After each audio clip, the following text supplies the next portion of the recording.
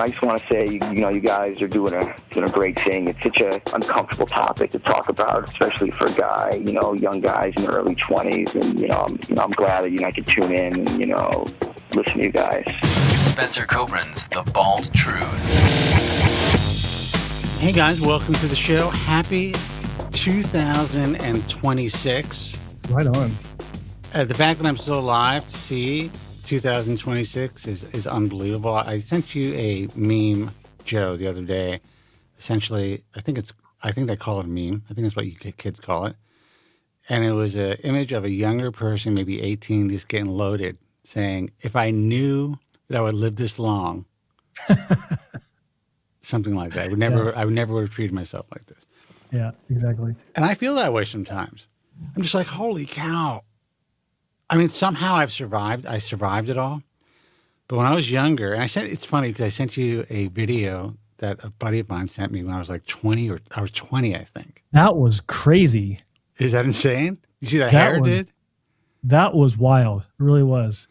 Hey, William Dominique from Brazil. Nice of you to join us.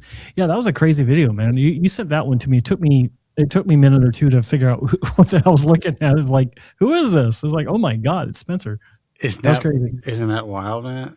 Yeah, absolutely. And it's funny. I just remembered that when I was young, when I was 18, I remember the biggest life event that I saw in my future was the correlation of my 30th year on this planet with the year 2000. That was like, that was like my thing. It's like in the year 2000, I'm going to be 30 years old. Like yeah, my thing was in the year 2000 when I remember that during the bicentennial. Much longer. Yeah. The year 2000 I was going to be 35. I was like, holy cow, I'm going to be 35 years old in the year 2000. Definitely thought we were going to have flying cars. I've always been skeptical.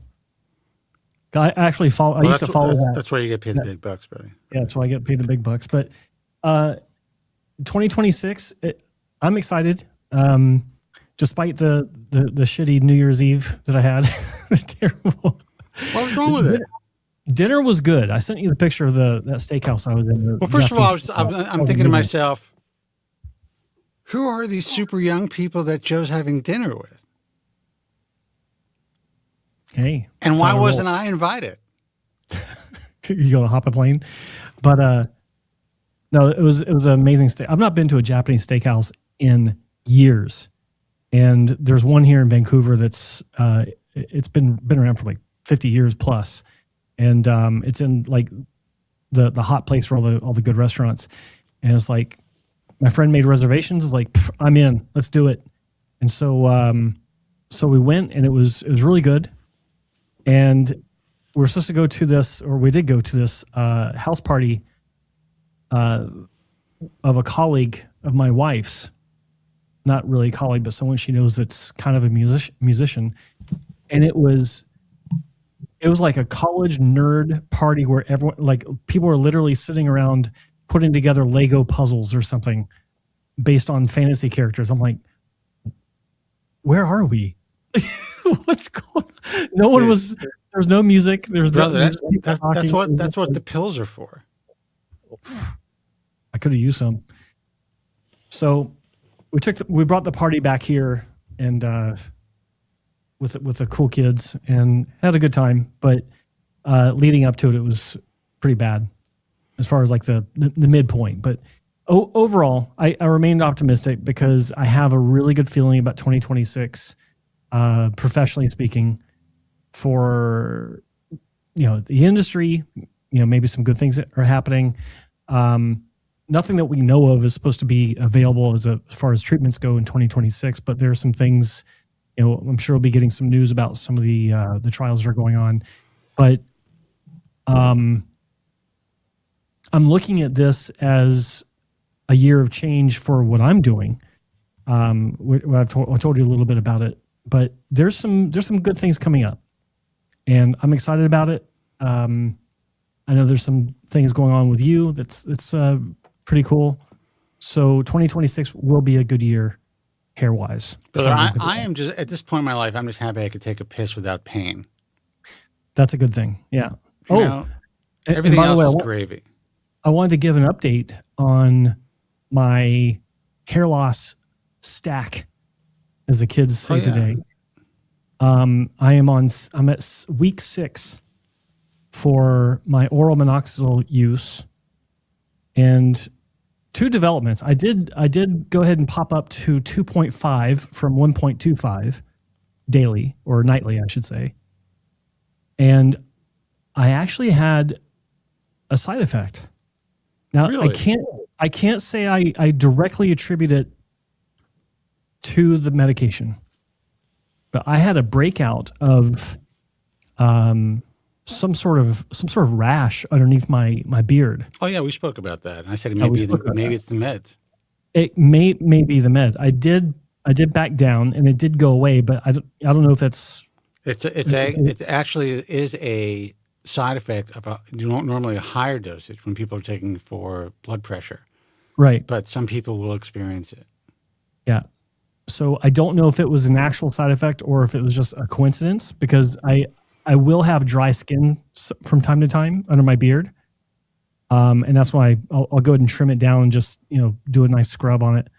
This didn't help when I did that. It actually continued to get worse, but then it did eventually go away.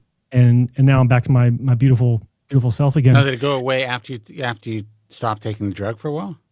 I didn't stop taking it. I just brought back down to 1.25. I'm not going to stop. All right. Like I'm not going to just do a cold turkey. I did forget a couple doses, but I'm not going to do a cold turkey cessation. Dude, there's no doubt in my mind. It's not a coincidence. There's no doubt in my mind. It was definitely the dose. And now that you're able, and that's an interesting thing about titrating. People don't fully grasp that, even doctors. Yep. That you can really, your body has to get used to these medications, and there's ways to avoid these adverse side effects. Yeah, mitigate them at least.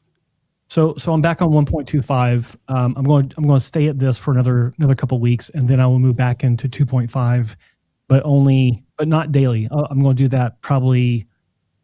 I'll probably do a full dosage maybe once a week for a month, and then the other days will be half a dose. That makes sense. So let me ask you, why? Someone just texted me something hilarious. Jeez. I'm doing a show. Why are you even going? Are you going back up to the higher dose based on what people are saying the industry is working for people? Because I can tell you this, even at a 1 milligram, 1.25 milligram dose, there's a good chance you're going to get pretty significant results. No, there is, but everyone I know that's had a strong result is at least at 2.5. But did they try the 1.25 for, say, 6 months or a year prior to jumping on 2.5? Most likely not. But here's what I have noticed, and this is the positive I've experienced so far. My eyebrows, which was one of the things I wanted to see if this could address. I've noticed that I can see more of the sides of my eyebrows in the bathroom mirror. Yeah, I could use that. It's actually hard for me to see my eyebrows because my vision is to the point where I need to have my glasses, and my glasses cover my eyebrows. And if I try to get up close to look, then it's all blurry. So it's Why don't you put your monocle on? Yeah, exactly. So, but standing back at the normal distance from the mirror, I can see a little bit of a darker outline on the outer edges, which is what I wanted. I don't think I'm imagining it. I actually think that it looks a little darker overall on camera as well. Yeah. So I was actually noticing today, I think my beard is maybe getting a bit darker. I just trimmed it down short today, and I think maybe some color is coming back to my beard. Not sure. Well, I'll tell you what. I've always had very light eyebrows, and as I've gotten older, they've gotten thinner, especially on the sides, and I just basically have little brows. I've always had that. I mean, for decades. If I were to take oral minoxidil, I would be looks maxing to the max, brother. You know what that term is now? The whole looks maxing trend? Guys are putting they're putting minoxidil on their eyebrows. They have thicker eyebrows. Like a thick eyebrow thing is a young, like people want that. Oh yeah, the one the Brooke Shields. Never thought about that when we were Yeah. kids. Yeah. Total, I'll give me an extra 2 points. However, what's the difference? You know, I don't want to get some rash. I don't want to go through a telogen effluvium. You know, but in all Like a rash, like Yeah. Tillman got. like Tillman with the rash. No, in all seriousness, though, in all seriousness, people keep asking me if I'm going to start low dose oral minoxidil. It's possible. I don't know if I'm going to do it this year. Like right now, I'm kind of like on a holding pattern. I noticed with my hair, and since I started to show the thinness, you know, comb through and show the the thinning on top, everyone is telling me I should get on this drug, except for the doctors who want to transplant me. I was gonna say, except for the doctors that are saying, transplant that shit now, bitch. Yeah. Come on over. I'll do it. I'll do it. No charge. Yeah. You don't even have to tell anyone. Jesus Christ. But here's the non-disclosure in case you get permanent shock loss. Yeah, I didn't help you. in case, first of all, you do have to sign these documents to make sure that there's absolutely no liability if I screw you. Exactly. Yeah. Like, I've been doing this forever. I can barely get my yearly checkup. Here, just sign this form that says you can only talk about it publicly if I agree it's worth talking about. Right. God Almighty. Good times. But I will say, Tony Rooston contacted me behind the scenes and essentially told me to just take. You don't need any work done. Just I like Tony. I always have. I made a nice comment, which I don't think he expected. I'm not even going to mention. I don't want to get too into the weeds here, but I don't think he realized because we've never worked together. We've never really had a lot of conversations over the years, if any. But throughout the years, I've always seen him doing the right thing. He's always kind of like said nice things about our work and my work over the years. Mm-hmm. All very quiet. He's never applied to the IHRS. I do know that there were a couple of guys, at least one in particular, that found him through some commenting that he was doing on Instagram on one of my reels. And then this guy asked about him. I said he's a good doctor. So I know he's even gotten patients through just us talking about him like this. And I think that's great. Mm-hmm. I want people to find – it's so hard to find a good doctor. But, you know, he said you don't need a transplant. If you want, just if it bothers you, just take – he believes I'll grow it all back. I don't know if that's true. And I also don't want to go through the possibility of losing a lot of it just to wait a year for it to grow back. Yeah. You know?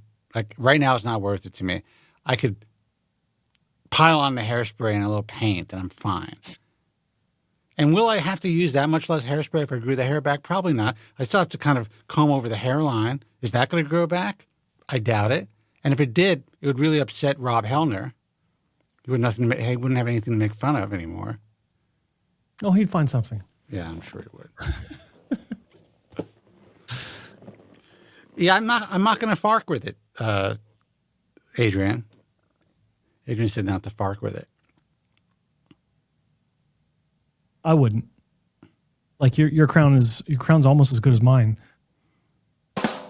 Yeah, and yours is really. I mean, yours is impressive. I mean, for a guy who is basically Formica, it's unbelievable what was done with you. I mean, you are, and that's also unfair, I think, to prospective patients because they look at you, even the ones who don't even understand it, but they look at you and they're like, they think that they could achieve your results, and most people can't.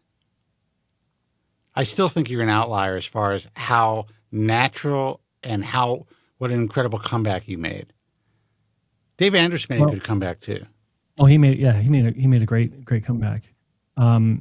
His story and my story are so eerily similar. When I first met him in 2005, I think, or I keep getting this backward. Is it 2006 or 2005? I'm not sure which. But when we first met, well, we met online because I was, when he was when I was his consultant. I remember thinking back then, this dude is just like me as far as history. Timeline similar, number of surgeries is similar, the double scars is similar. I will say though, his initial work was better. Yours was a complete abomination. Yeah. Yeah. His was only a partial abomination. Yeah. Mine was a complete abomination, and I was much more bald. Yeah. In the end, but the experience and what we both went through was really similar, and that's why when I look at him now and what he's doing, as I don't like calling it independent, but he's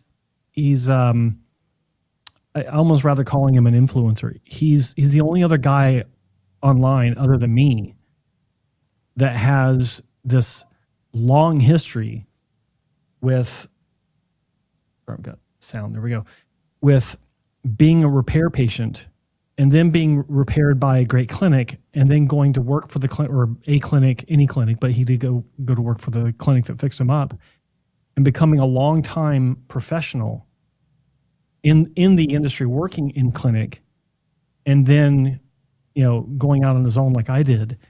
I'm glad to see him out there, talking to patients, because I know that I know he has got the experience. I know that he has the understanding, and it's not a surface level of understanding. Like anyone can walk into a clinic and say, "Oh, I visited clinics and I know what's going on," but they don't know what's going on. If you work in a clinic for years, like he did, then they get it. Then you understand what the different surgical options are based on, walking the walk. And it's unfortunate though. I think he's trying to go out there and do the best job that he can. It's still difficult for, I think, the average online person using social media to fully grasp what he's doing. I'm watching him grow. It's great. We made him a trusted content creator right away. Mm-hmm. Because I listen, we've known him for a long time, and I trust what he's putting out there.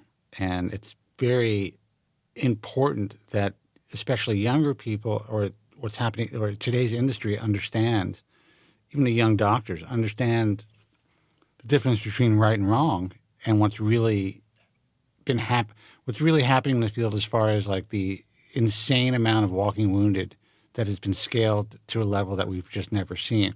Even these young doctors, and these are well-meaning guys who may have a natural skill set or understanding of at least follicular unit extraction, but they were kind of guided in,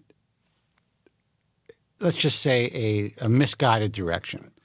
Even their teachers don't know the reality of what's happening with these poor guys that have been destroyed. Mm-hmm. They may not see them coming back into their practices, or when they go out to these trade organization conferences and they speak, they're not talking about how many people they fucked up.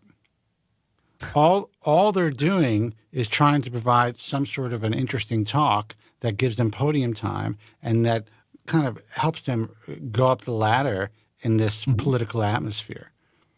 And offers photo op opportunities. Right. It's all about podium time.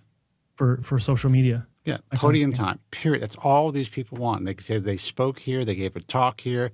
It's complete nonsense. And, I was talking to a young doctor about this, and he's a guy on social media, and I've watched him do some interviews, and he interviews some of these guys like that. They're pioneers in the field, or, they tell a history that is not factual about their position in the field, what they've accomplished in the field, or what they've done in the field. And I'm like, dude, if you knew the truth, there's no way you would want to present it this way on your podcast. Yeah. It's amazing. These guys are, especially the old timers, are such bullshit artists. All these guys claim to be a pioneer in this. To watch it is just, look, I kind of get it, I guess, because maybe they were a few of the first that really took hold of this particular type of surgery, or they've just been out there and they were able to write the first papers and things like that. But man, no one really knows the truth. Even Dave is still learning, because he kind of came in a little bit later in the game, but he knows what's going on. And I know I just went on a rant there, but I guess the whole point of what I'm trying to say and what you're saying is almost everyone who's advising people on this incredibly difficult and nuanced surgery either is lying to you or really doesn't know what they're talking about for the most part.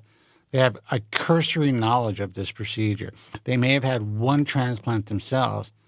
Just because you've had a transplant doesn't mean you know shit. Yeah. You know that, Joe. How many Well, years did it take you to learn? Well, learn what? But imagine if you went out. Imagine if you were living in today's, you are living. But imagine if you were young today and you were like, you know what? I had a hair transplant. I'm going to put my experience out there online, and then I'm going to become a consultant. Yeah. And then you would have been walking around saying, oh, you know what? This is not great. I just realized that. And then go and have another surgery. But during this 1 year period, you'd have sent people down, into the lion's den. Down the river. Yeah. Yeah. Yeah. 100%. It's interesting. And no slack towards the, am I saying that right? No flack. To No some of these guys shade. out No there. shade. No shade to some of these guys that are out there sharing their experience and Well, there's some good guys, I think. and acting and doing consultations, things like that. No flack towards them because some of them are really smart guys. Yes. And they picked up a lot. But there's a lot to be said about someone that has, like, say someone has 5 surgeries. That still means that they've got 5 days of in-clinic time at one clinic or 2 clinics or, whoever repaired them from the first surgery or whatever. You look at someone like David, he's got, 12 years or I forgot how many years of working in the same clinic. Actually, 2 clinics. When he first started working for Hassan Wong, he flew over from the UK and spent some time with us in the clinic. I think it was a month. Just like he already knew how things worked, but he spent time in the clinic, shadowing the doctors, watching what they're doing. Basically doing what I was doing every day as well, and learning about how the clinic itself operated as a business, not as a surgery center, and combine that with his experience at Dr. Ball's office, where he was in clinic day in, day out for many years.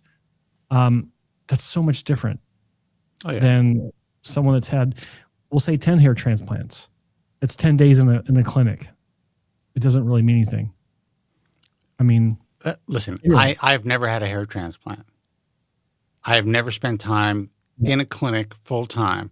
But my experience is all of these guys that I've worked with over the years all send me these patients who have been harmed. I know what goes on in their clinic when they're having problems, when they're trying to, navigate a situation that is not pleasant for them or for their patients. Mm-hmm. And I know where all the bodies are buried based on, decades of experience and seeing it from all sides. Yeah. I think it's really important for the guys who like yourself who worked in clinics, who saw things day in, day out, but it was still relatively isolated. You saw what was happening in your clinic. You saw the repair cases coming from the other clinics. So you our own patients as well. And your own patients. What I got was, all these doctors confided in me. All these technicians confided in me. Mm-hmm. I got the information crazy stuff over the years. So I think, combined, and that's why we're putting this information out there every week for how many years, mm-hmm. but combining really smart guys, kind of under the, trusted content creator umbrella, I think is very powerful. I don't think everyone mm-hmm. understands it completely. No. But I think it's really important that the consumer, listen, these guys know what they're talking about. Now, I've made mistakes in this process. It's still relatively new. We started it a couple of years ago. It's still relatively new. But I think in time we're going to have a lot of solid content creators. Well, it's working out. Like I'm seeing, like Tom, what's his name, Gillibrand? Tom Gilbanks. That kid. Gilbanks. Let me tell you, He's a good kid. I like him. He's just a good Sorry for kid. calling It's him so kid. difficult to find good people in this field. I'm telling you, even the good people aren't always 100% good. You know what I mean? I hate to say it, but you always find some shit about somebody. This kid is like, what a nice kid. Smart. Doesn't want to screw anybody over. Really will kind of weigh the long-term consequences of getting involved with whoever is soliciting him to essentially give him money to promote them. And he turns down people all the time and companies all the time. I mean, I really admire him. Now, listen, in the end, he's going to have to make all the decisions for his life. But so far, so good. He's a really ethical kid. He had great experience himself. I mean, how do you think I started? It was all based on my experiences when I wrote The Bald Truth. Yeah. You're the OG that documented. And you did it in a book. I did it the hard way. Yeah, you did it the hard way, exactly. But I don't give a shit about that. It's just I come back online, people are like, "Who are you, old man?" Exactly. What have you done for me lately? You're only as good as your last fucking performance in this world. 100%. Yeah. Yeah. There's no tenure, especially in this field. There's no tenure in this fucking field. Yeah, that's true. Especially among the physicians. Especially, I was just about to say the same thing. Especially among the physicians, you drop off the radar for even a few months as a physician, and then you come back. The world's already moved on. Well, besides that, there's no tenure even with us. I'm going to tell you a funny story, guys. The phone number we're going to take calls today. If not, I'm going to go. 888-659-3727. I'm not going to mention any doctor's name, but we separated with a former member of the IHRS a while back. For some reason, this clinic these guys have not been able to remove our IP, all of our IP from their digital assets. And I reminded this person that, listen, brother, you're using our IP everywhere. You got to remove that. We've separated. We're no longer. You're no longer an accepted member of the International Alliance of Hair Restoration Surgeons. What's the deal? So the guy removes reference that was in his bio, which is fine. Still leaves on the Bald Truth seal and the American Hair Loss Association seal. Then he gets back to me. I left him multiple messages, and he finally gets back to me and he says, "Oh, I thought we removed the Bald Truth seal. Sorry, I'll have to take a look at that. But why do we have to remove the association seal?" I'm like, what do you mean why? That's our IP. That's good. And he's like, "Well," he goes, "I knew that you were involved with the American Hair Loss Association, but I didn't know that you own the IP." And I'm just like, it's staggering to me. Where do you think that came from? No, but it's staggering to me just how out of touch these guys are. Yeah, that's a good one. That's rich. So I'm kind of like, I'm just glad we're separated ways. We parted ways, separated ways, and I just want the new guys, the young guys who really understand what we're doing, who are with it. Yeah. These are the doctors that really kind of deserve to be a part of what we're doing. This is an old school guy, and I couldn't believe it. And listen, no shade. I cannot believe how out of touch this dude was all these years. Like, I'm wondering if I'll be surprised. He's displaying the American Hair Loss Association seal for years. Doesn't even understand what it is. Had no clue what it was. Yeah. It just looks official. So how'd you get that? Yeah. How'd you get a license for that IP, Doc? How'd that work out? How'd you figure that, where'd that come from? That's good. He says to me, well, he knew that I was associated with the organization. I'm like, brother, I founded it in 2002. That's good. Now, these details maybe you don't think these details matter when you're having surgery with someone, but trust me, they matter. Every detail matters. if that basic thing is something that this guy can't remember, at this point I'm kind of like, you know what? Maybe we dodged a bullet at this point. Maybe it's for the best. Yeah. That's good. That's really good. Guys, the phone number is 888-659-3727. That's 888-659-3727. It's a call-in show. We're here to take your calls. I'm not just going to turn on the camera and vamp with Joe and bullshit with Joe. It's like fun. Joe. Yeah, Joe's a good guy. We do have some stuff to get to. Yeah. I was working on my network all day. I had like such a catastrophic network failure at my home. It was so bizarre. I fixed it, but I don't know what the problem was. Like I know what caused the problem, but I don't know what it was that actually happened. Some sort of DNS loop on my, anyway. Got it going right before the show. So I would hate to have to sign off early because we got no calls after putting in so much effort to get on the air. So, but that's fine if we don't, because I do have other things. Well, to do. I think what is going to happen is, listen, when I turn on the camera for Instagram, people call in. That's great. They find it unique, I guess. But if this thing doesn't work out this year, as far as calls picking up, listen, I do it because I think it makes great content. It helps other people who get to listen to other people's stories. Yeah. But whatever. The world is and there's changing. nothing like it. Like there's literally nothing like it in the world. Like it's the only outlet. Yeah. And maybe there's a reason for that. Maybe no one gives a shit. That's why. That's how I feel about it at this point. Listen, in 1998, it was Blockbusters. That's 30 years ago, 28 years ago.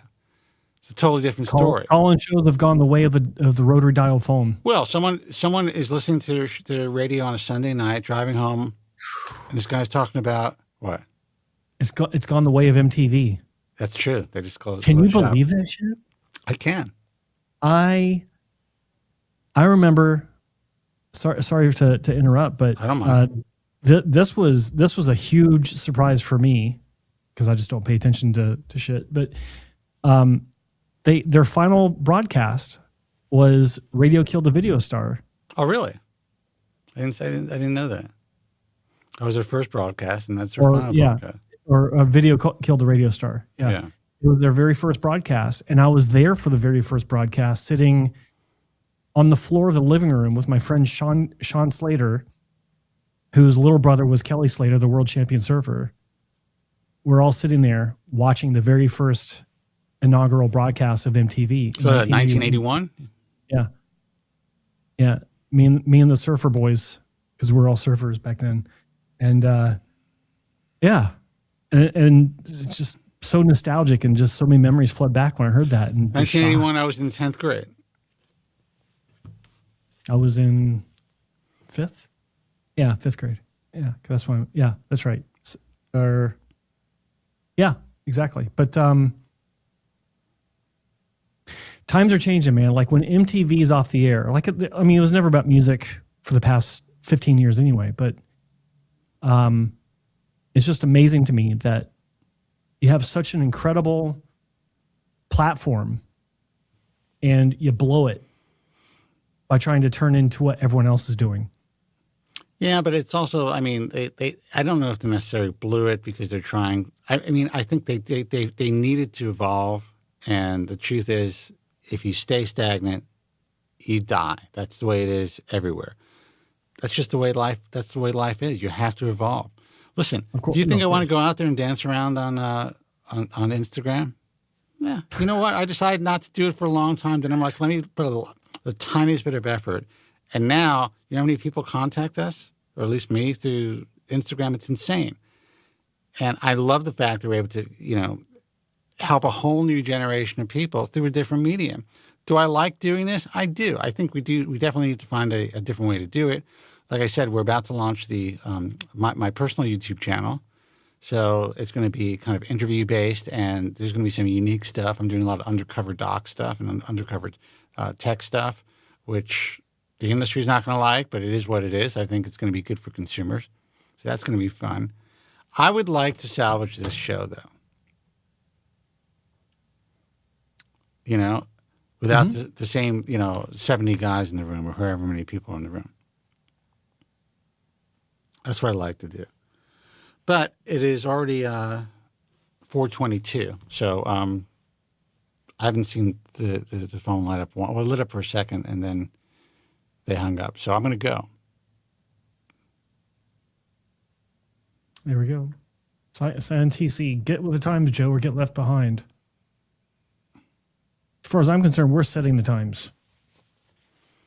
Well, I think it's important that people have access to actually be able to talk things out, to be able to vent. I like doing it, but if even the fuckers in the chat room don't want to take the time to call in, then you know how much easier it is for me just to turn on the camera, record something, and have it edited. It's great. It's the best. Yeah. This is a pain in the ass. Always has been. But all we do is we sit in front of a camera and flip a switch and talk. Yeah, but the pain in the ass, just knowing that I could be taking this time to produce content that's going to get more attention. Yeah. That's how I feel about it. So you guys are the Jack LaLanne of hair. Thanks. That is so cold. You guys are going to see. You guys are going to see what's happening this year. Yeah, no, there are things happening for sure.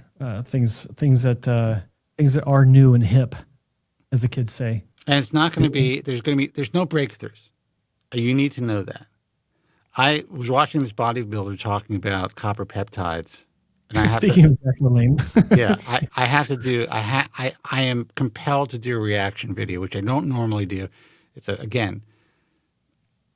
it's kind of like the low-hanging fruit reaction videos, but they work.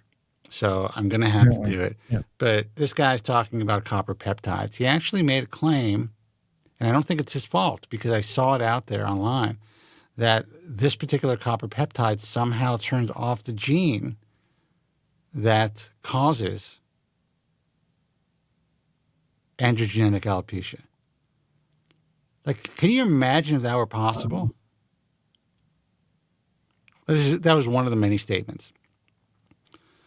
So, yeah, I mean that's what happens online. And every so-called breakthrough that everyone's so excited about, you're not going to get your hands on it this year. What you're going to get your hands on is all the gray market nonsense that is being formulated around these, so-called breakthroughs that are going to be sold on the gray market, or they're going to be sold as experimental medications or for experimental use.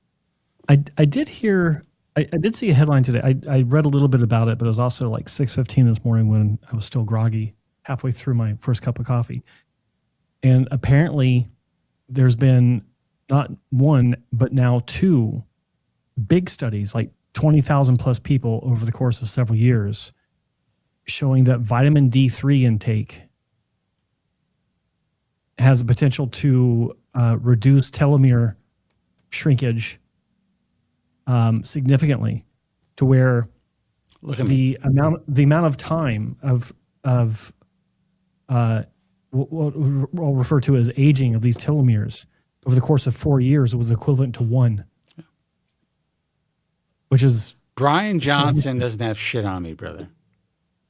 It wasn't Ryan Johnson. No, Brian Johnson. Brian Johnson doesn't have shit on me. It was a real study, I think. I didn't actually read the study, so for all I know, it was an interview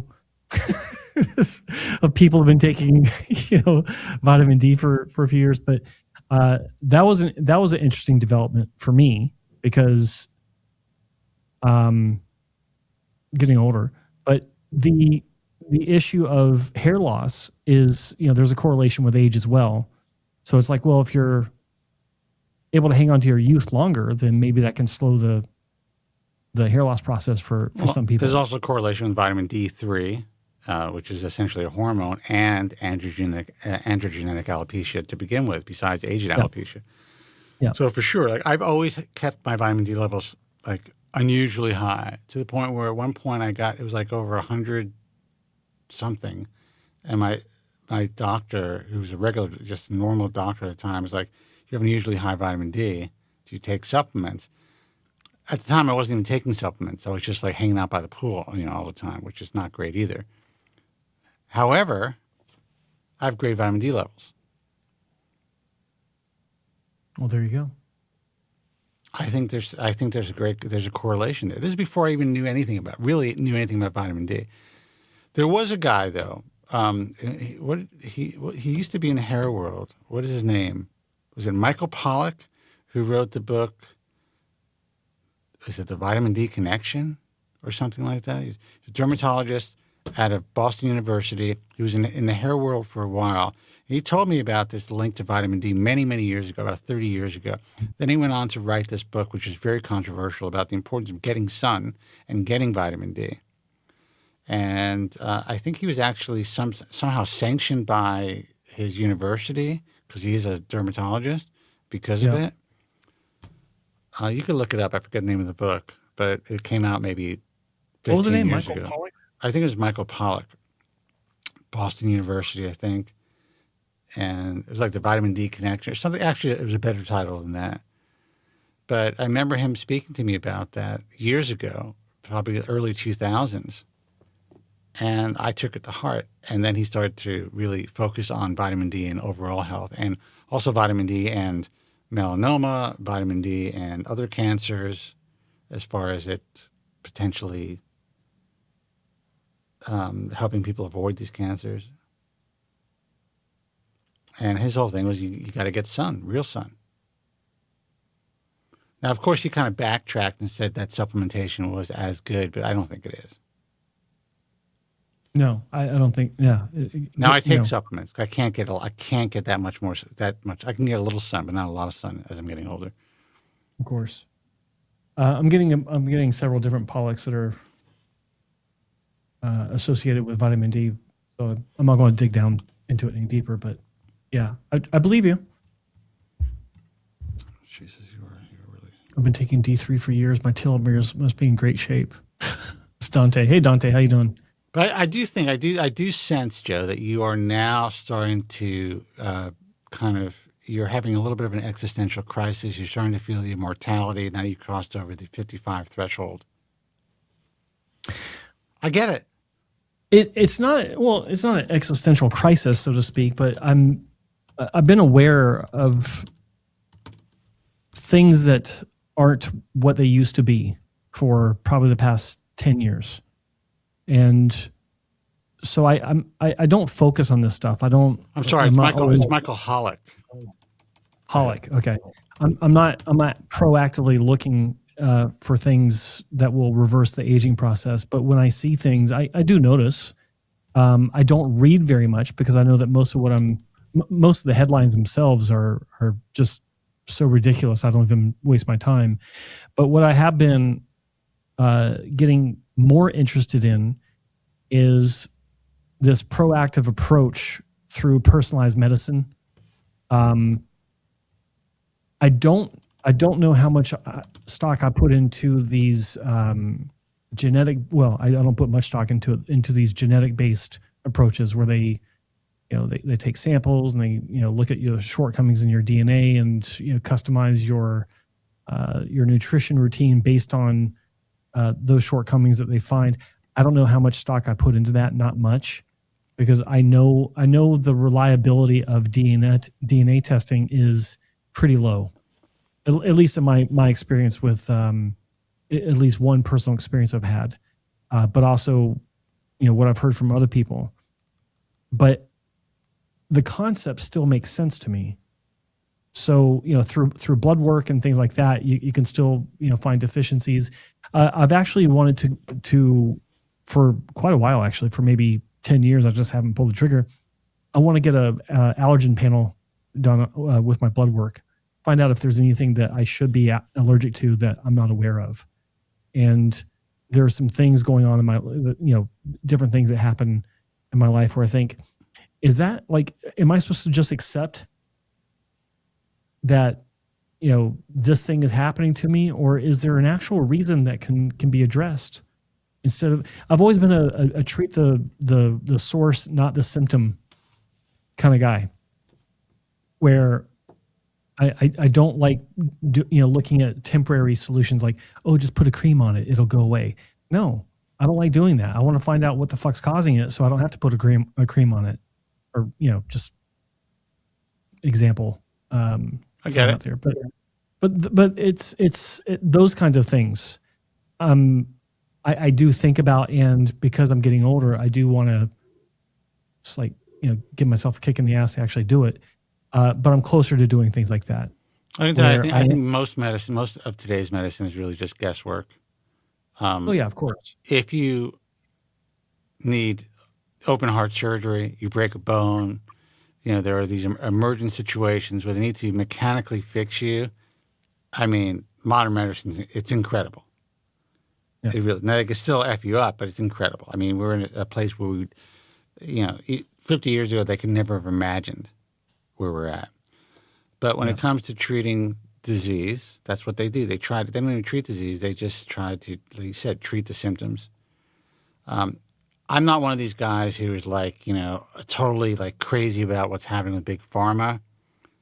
The reason why Big Pharma gets away with what it gets away with is not because of Big Pharma. It's because of, our government agencies. That's why. Lobbying. Well, lobbying, but that's, the fact that the agencies that are supposed to protect Americans, they're captured. That's just the bottom line. So, I mean, which came first, the chicken or the egg? I mean, there's supposed to be the some agencies that are supposed to be protecting the American people aren't. That's what I was going to say. Right. Aren't. So, I mean, Big Pharma has to do what they have to do to survive and to make a profit, but they wouldn't be allowed to do certain things, and certain things wouldn't transpire if there was actual effective regulation. Mm-hmm. With that said, sometimes too much regulation can stifle, possibly breakthrough drugs. Regulation and bad, or we want good regulation and good deregulation. Right. Well, you don't want to stifle. You don't want to stifle innovation. Exactly. And you want to make sure.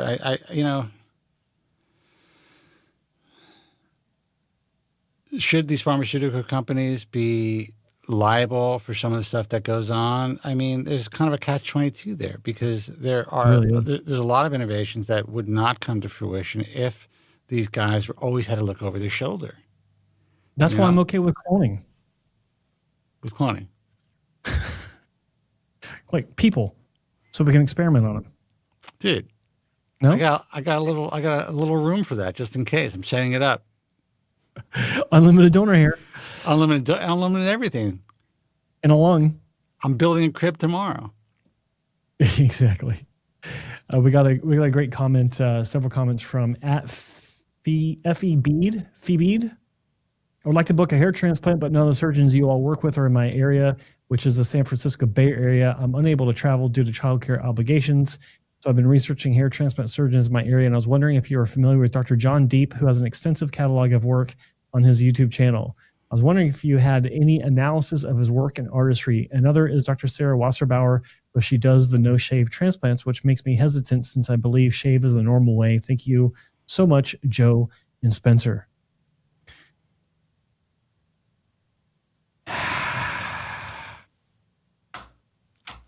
First of all, Are you a guy or a girl? That's a good question. The reason I asked that is because you're talking about childcare. Not that there's anything wrong with a guy having to worry about taking care of their kid, but it's usually more of an issue for women who are undergoing surgery. You should actually give us a call. Phone number is on the screen, 1-888-659-3727. Call us and ask. Yeah, these kids, I don't know. Love to talk to you about it. It's a guy. Yeah. Give us a call. So now you got to call. You want the answer, you got to give us a call. Yeah. Hey, I want to know what your situation is with the child care. If you could afford a hair transplant, get a babysitter. Good point. Maybe the doctor actually has child care for the patient. It's possible. I'm throwing it out there. I don't know. Yeah, I mean, answering your question online is going to be difficult. We have to kind of know what your situation is. We're not here just to recommend a doctor or not recommend a doctor. So feel free to call in 888-659-3727. Otherwise, I'm just getting the hell out of here. We did start late today. Spencer messaged me saying that he wouldn't be ready till 3:15. So I said, well, that's why I booked it for 3:30 instead. And we were still late just because we're bullshitting behind the scenes before we actually went on air. That's what we do. Like half the times we're late. We're more late than we should be because we're bullshitting before we actually go on air. So just so you know how that works. Let's see. Yeah, on call's got a good comment. But Fabid, give us a call. I don't know if that's what Effie Bede. Effie Bede, call us. I'm sure you got a phone. I'll tell you, this is a stellar show for the top of the year, brother. It really makes it really warms my heart to see how involved our listeners are. Well, I'm thinking it's because it's the beginning of the year. Like Graham's in the Philippines right now. He's not even at home. Yeah, and so maybe everyone else is, hungover or traveling or whatever. It's too bad. Yeah, that's okay. That's okay. This year's going to be a better year anyway. So, yeah, call him Fabid. All right. So you've actually got Mike Pedroza. Deep is super expensive. 27,000 for 2,200 FUT. Wow, that is expensive. We'll give it another minute, and if you don't call in Fabid, then we're going to wrap it up here. Yeah, listen. So I mean, we do have stuff to do. Anyone who's been able to somehow survive in this field here in the U.S. and has been able to build an online presence, especially if they've developed a YouTube presence, they're able to kind of charge what would be considered a relatively normal rate for their time and for their services. Now, what's interesting about that is when it comes to choosing a doctor online, it's really difficult to figure this out because, in general, the guys that have the biggest YouTube pages, the guys that have the biggest online presence, they don't necessarily have the most time on tissue. Now, Deep's been around for a long time, so he does have a lot of time on tissue. He's been doing this for a very long time. To what level and to what standard he's doing it, I don't really know. That guy, over the years, had probably started the application process to the IHRS maybe 3 or 4 times. I'm going to say 3 times. Yeah. Never followed through. At least that you told me about. Yeah. Never followed through. So I don't have any idea. I can't make judgment based on what I hear online. I don't know what's true and what's not true. He's been around for a long time. I'm sure he has some patients who are ecstatic. But we also read that there's patients who are unhappy. That's just that's the nature of the game. I don't have any personal experience.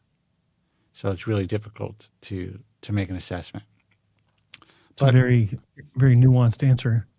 Yeah, but the reality is, I find it interesting that the guy's he has a huge online category, or YouTube catalog, and yeah. I was going to say it's like, there's one thing to say about someone that has a huge YouTube catalog, and that is they've got legs, meaning they've been around for a long time. Yes, because you can't build a big YouTube presence without a lot of time to actually build that presence.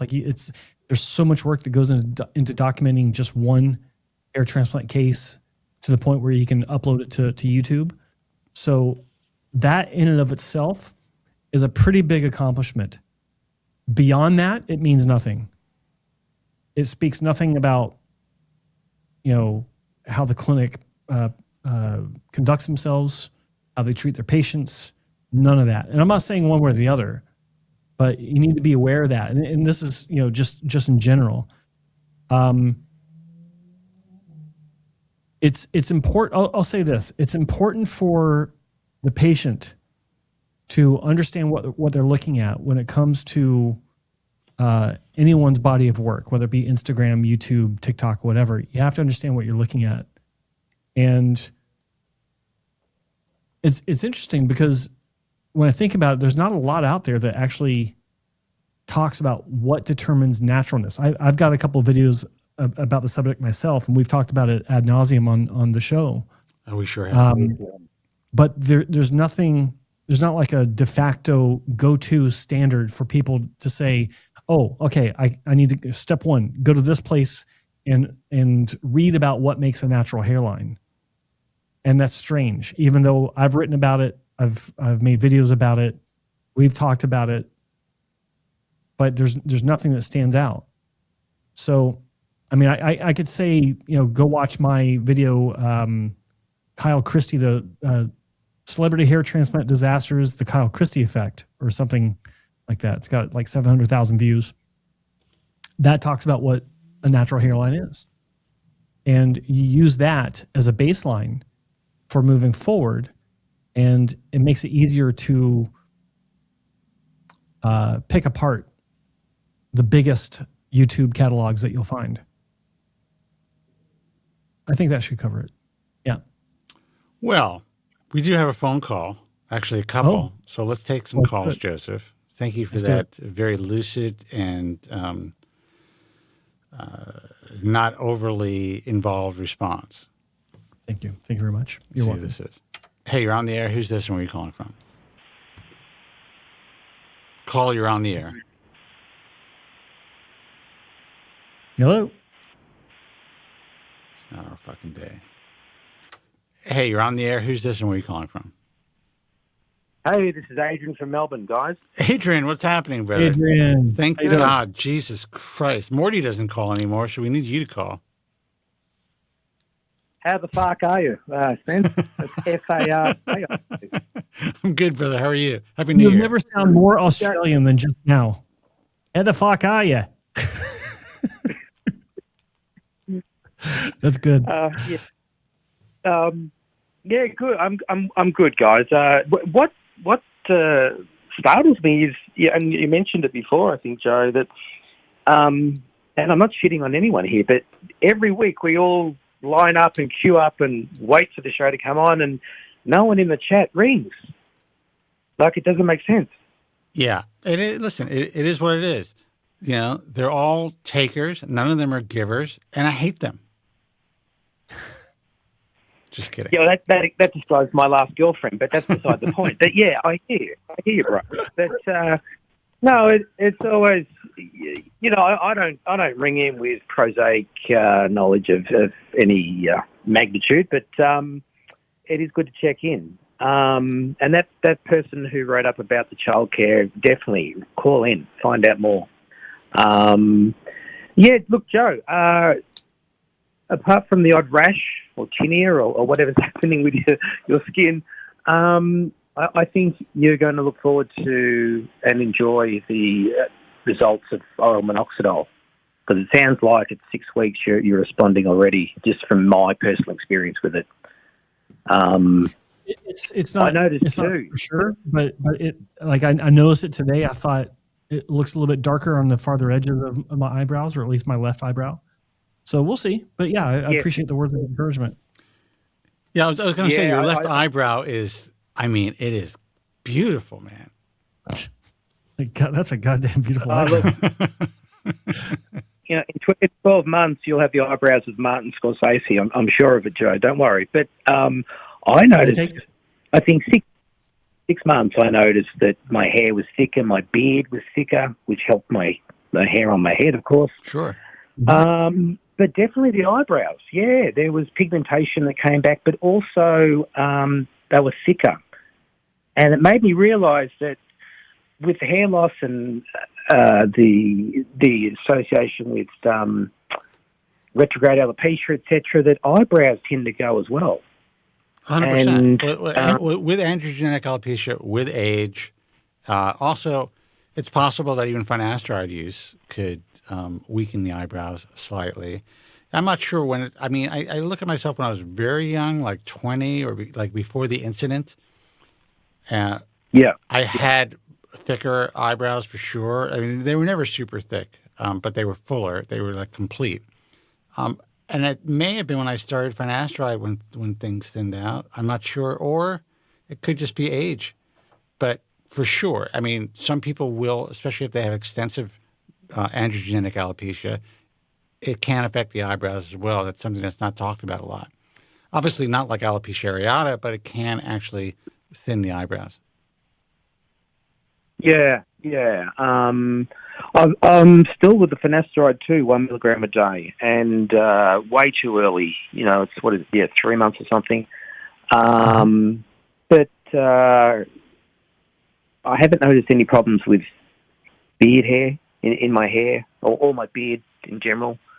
I think maybe the minoxidil and the finasteride are kind of punching each other out, and they're breaking even. Who knows? But that's been good. Libido hasn't reduced any more than I felt that it had, which is good. So apart from my stupid gun laws, I'm in a pretty good place, guys. I'm quite happy. I saw that someone actually sent me a comment that was made on Joe's show, the last one we were on, when we were talking about that, and they were all concerned about us comparing or talking about the reality of gun laws. And I saw that. Let's not get political, guys. Listen, there's the realities of gun laws, and there's also this idealism around gun laws. Yeah, I think Adrian agrees with the reality of certain gun laws. Oh, absolutely. For sure, absolutely. I mean, I've been hunting and target shooting for the last 41 years. There's a place for it, and they're not just tools to me. Some of them are works of art. I've spent a lot of money over the years. 100%. I have an Italian it's like if you double barrel shotgun at my mom's house. Gorgeous gun. Gorgeous.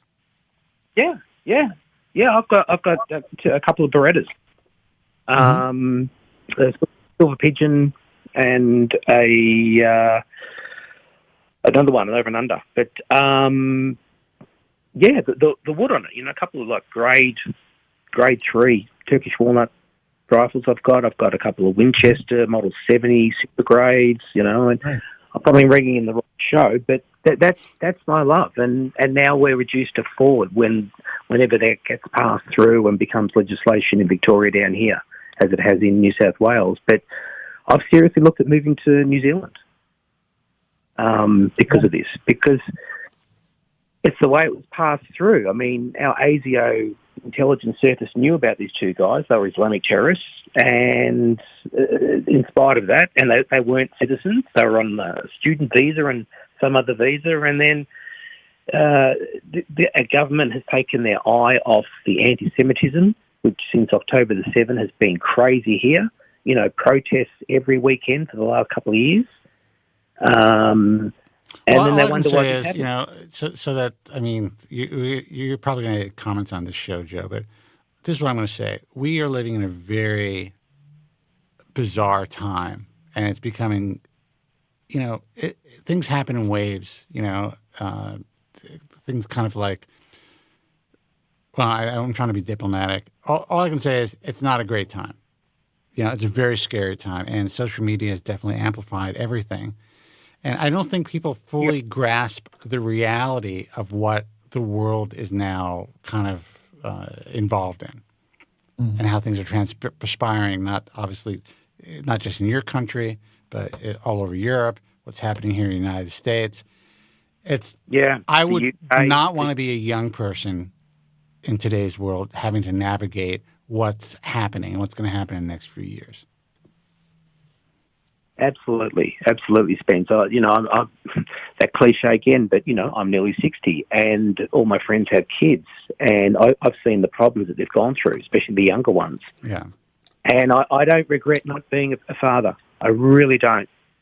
I never had that paternal kind of instinct in me, and I'm fine with that. Listen, Joe's developing body dysmorphic disorder from Instagram. From watching what's the name, Clavicle or whatever. Yeah. He's hair maxing. He's looks maxing, the whole thing. Okay, here's my question about him. Sorry to interrupt the call, but here's my question about this guy. If he's in, I've never watched him at all, but I've seen pictures of him. Is his claim is he supposed to be like this picture perfect example of what a man's supposed to look like? Well, he's a guy that has claimed to have ascended. That's what they call it in that community, from a suboptimal appearance, and there's all different categories of appearances that they have a chart to a kind of a higher level of appearance. I forgot what the categories are. I should know them. And he essentially helps people or guides people in that ascension as well. And they have all these bizarre rituals and these, he's he's not a stupid guy, but in my view, there's a lot of issues there that probably will never be resolved. And it may even get worse as he gets older. But okay. I would say the average person looks at him, the young man looks at him as, this is a super good-looking guy. I want to look like this guy. I'm going to take his advice. I'm going to buy his courses and do whatever it is to improve myself in this world. And I think, his philosophy is basically like looks are everything. They're more important than people think, and they can get you through this world and give you a better life. And all I'm just curious what do you think about the rule of thirds with hairlines, because his doesn't fit. He has what many in the trestless world or Reddit world would consider to be a high hairline. Yeah, well, he's currently on, from what I understand, he's on hair loss meds. And besides hair loss meds, I understand he's using a penis pump. Are you kidding me? No, he's also on, allegedly, or at least from what I understand, he's on a lot of different anabolics. Mm-hmm. And he's only 19. 19 years old. 19? Yeah. Oh, for fuck's sake. Jesus. Not that I put any stock in anything he'd say, just, whatever, but the fact that he's not even reached 2 decades on this planet yet. Well, what I find fascinating about this is it's become kind of an online phenomenon. And, it really shows kind of like the cult mentality. It's not just young people, but, how easy it is to manipulate young minds. And, that's a really compelling example. But we see this in the hair world. The way all these young kids are jumping and going to Turkey to get hair transplants. It is so easy to sway these kids. Yeah. And so he basically developed a very powerful cult. For whatever it's worth, I mean, he definitely is a compelling figure. And apparently he just ran somebody over. I don't know if you heard about that. Yeah, I saw that. Yeah. In a Cybertruck, which weighs like 6,000 pounds. Yeah. Jesus. I mean. Yeah. And I wish, Adrian, I could speak more intelligently about this guy since Joe asked the question, but I know what I know. I mean, I've watched, some of his stuff, and I've discussed it with some younger people, and I can't absorb it, because it's just so crazy. But it is interesting to watch. It is today's kids, man. They're just listen. Every generation has its problems, but this is some really deep shit. I don't think humans were meant to develop like this. There's very little in-person interaction. In-person interaction is very difficult for young people. I see it. I get into an elevator with someone who's under 25. They can't even look at you. They can't even say hello. Yeah. Yeah, look, if you're born into the iPhone era, your social skills are pretty minimal at best. That's been my experience. And that's why I do so well in the strip clubs, because I can talk to these girls. Yeah, absolutely. And donate to a worthy cause. Yeah. Absolutely, Spence. But, no, I work with a couple of young people. And...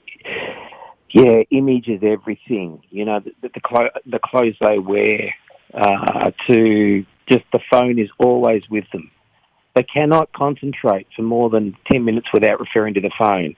If they're writing something, like we'll go back, we'll refer back to something that we did at university, like learn to write an essay. Whereas they'll just, I'll chat GPT this.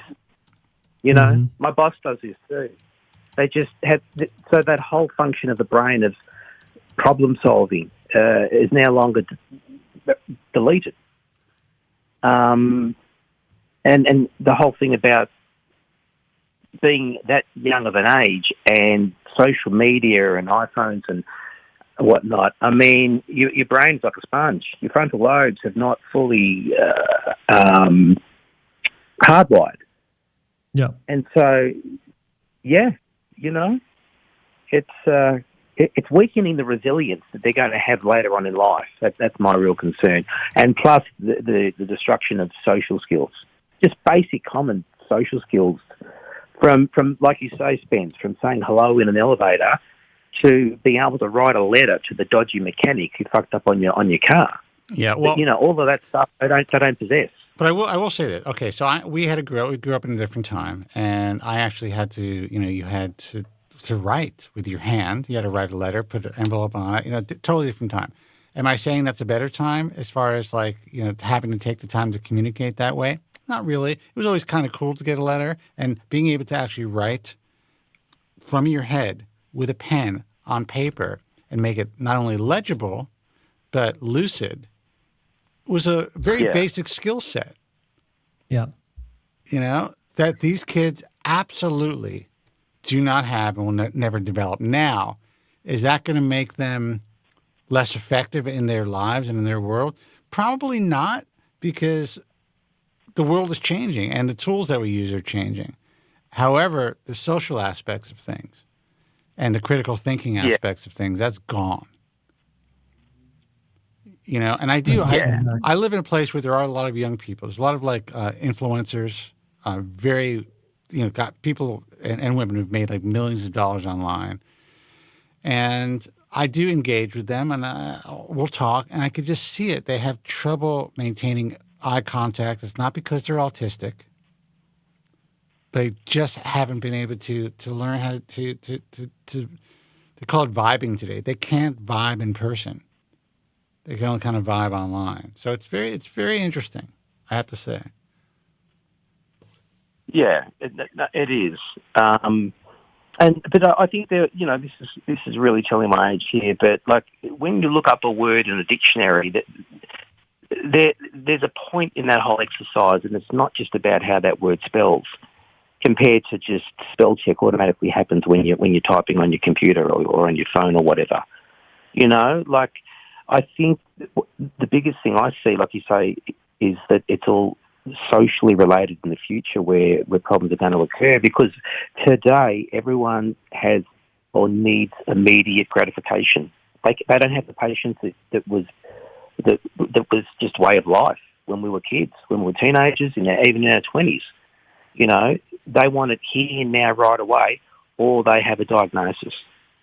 That's right. I see it in my friends' kids. I see it all the time.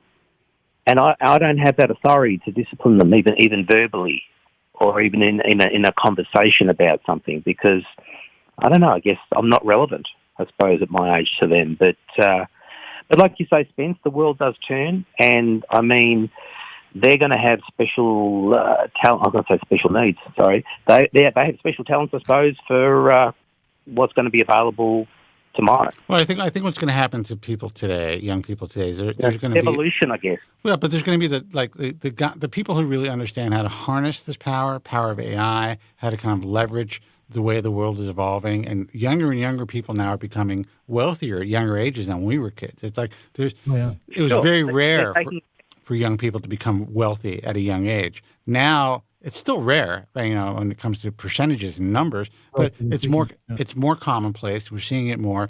However, there's going to be a much greater disparity between this ultra successful people of this new generation and everyone else. Yeah, it's going to be much more difficult for the average person. And they're going to be uber wealthy in that they can really leverage stuff with their AI. And if they can see the opportunities, some people, Kerry Packer, a guy who passed away, a famous Australian multi-billionaire, he could see an opportunity through a 10-foot brick wall. He just had that ability. And I think young kids today, with the landscape that it is, with AI and social media, etc., if they have that ability too, they're going to make a lot of money, and they are making a lot of money. Oh yeah, and some of them, good for them. some very Good young for them. people, like teenagers, are able to do it. However, Yeah. a lot of these teenagers they're able to multitask in a way that we can never have multitasked because they know how to utilize and watch social media, be a part of it, engage with it, but they see all the opportunities in it. So when they're watching other people's content, they're utilizing for their purposes. Most people just consume this content, and I find myself like I need to spend more time producing content than consuming content, just for my own well-being, and that's I'm going to focus on that this year. So, and so next time when a girl wants to look at my Instagram feed in a bar, it's not going to be what it was last year. You know what I'm saying? Yeah. I won't have to hide my phone. Yeah. Of course, man. Of course. Yeah. I have the same problem. But look, I rang in because I just think I don't get why more people don't ring in. I mean, Well, we have a you were call. right, We have someone holding on. We'll see if they follow through once you hang up. but you guys do provide a service that is non-existent. And I'm not just talking about it in terms of the hair transplant world, but in other areas of life. And I'm eternally grateful for it. I can't thank you both enough. Well, we're grateful for you, by the way, and thank you for everything that you do, for other people in this field as well. But, part of the reason I do this, and this sounds weird or selfish, but it kind of keeps my chops going. Whether or not we get calls or not, I like turning on the camera. So when I finally do a real podcast, I'm not going to be stale. Yeah. Right, Joe? Real podcast? I wanted to see if I got Joe's attention. I never keep this guy's attention. That's why people don't call. Yeah. We discovered it. All right, Adrian, man. Listen, Happy New Year. Happy and healthy. Yeah. You two guys, here's a better and big. I'm thinking, what year are we in? Hell, 2026. All right, take care. I would give you the Jewish New Year, but I get a lot of hate on in the comment section, so forget it. Well, we get that hate down here apparently too, so don't you worry, brother. All right? I hear you, brother. Listen, take care. Take care, Adrian. Okay, Happy New Year. Bye-bye. Thanks, Joe. You too. Bye. Cheers. I will take another call. You're on the air. Who's this and where are you calling from? Hey, this is Jimmy from Dallas. What's up, Jimmy? Jimmy, what's happening? Hey, how you doing? All right. So I was one of the people calling because I did see that some people didn't want to call, but I wonder if maybe some of it is because they're scared, like, being outed or judged in the comments, or maybe somebody finding out who they are, the anonymity of it. That's part. Yes. That could be part of it. Yeah. So I decided to call this. My question might not be like too important, but or something that I've been wondering lately. It's about you're the cop, right? No. Oh, you're not the cop. Okay. I was going to thank you for your service, but No. forget it. Go ahead. Oh yeah. Yeah. No, I was just talking. I was wondering about TRT and taking dutasteride while trying to keep your hair. Because I've had a blood work before, and it's always been on the low side. I just never really considered taking it, and it's been on the table, but I'm kind of shy about it. Here's the thing about TRT, and I'm not going to claim to be an expert. From what I understand is, we since this whole now TRT is a marketing term, by the way. There was never anything called TRT before. It was, Just testosterone. Well, yeah, and or I would say low T. Low T is a marketing term. So everyone's concerned about low T, low T, low T. So that was a marketing term for TRT treatment, and this is essentially made up by these, it's a combination of the companies that were selling the drugs as well as the clinics that were out there. I think one particular doctor coined the term. But long story short, your numbers can be lower than average, but you could be your receptors could, how do I put this? You can do very well as a human being, as a man, with lower TRT than, say, your neighbor. So when people just go through base things on a low number, it doesn't necessarily mean that it's going to affect your functioning and that you're not functioning at your best, at highest capacity. For some people, when they try to just hit those numbers, because their body responds so well to whatever testosterone levels they have, they kind of hit a tipping point. And then they start to see issues that they wouldn't have seen before, including hair loss, including, other androgen-based issues, dermatological issues, brain issues, anxiety, all kinds of stuff like that. So I don't like when people just, that's how clinics make their money. Everyone bases an average, bases their prescription of these medications on an average. And everyone thinks, especially online, well, my average should be at my age in the 400s to 700s or whatever, but mine's only 3-something. I definitely need to be on testosterone. But once you get on that shit, in general, you can't get off it. In time, if you're on it long enough, your body stops producing your own testosterone. Yeah. I think a better test would be for the sensitivity. How sensitive are you to the androgens that you're producing, such as testosterone? It's like Spencer said, you can apply that to dihydrotestosterone as well. If you have high levels of dihydrotestosterone, doesn't mean that your hair loss is going to be any greater or less than the next guy. It has to do with the sensitivity that you have to the DHT, and it's all relative. So reducing the amount of DHT in your system does obviously help to fight hair loss, but your baseline is irrelevant compared to someone else's baseline.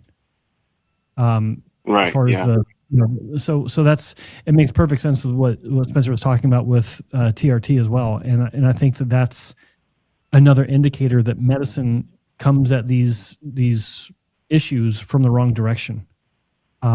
It's almost like talking about what I was talking about earlier with treating the symptom, not the source. Yeah, I mean, the bottom line is that receptor sensitivity is a lot more important than like the basic hormonal activity. So if you have lower hormonal activity or lower hormone numbers, your body can be super sensitive to it. So, and people get depressed. They're like, they weren't thinking about it. Doctor says, let's test your testosterone. They were having no symptoms. And all of a sudden it comes in low and like, well, we should get you to a normal level.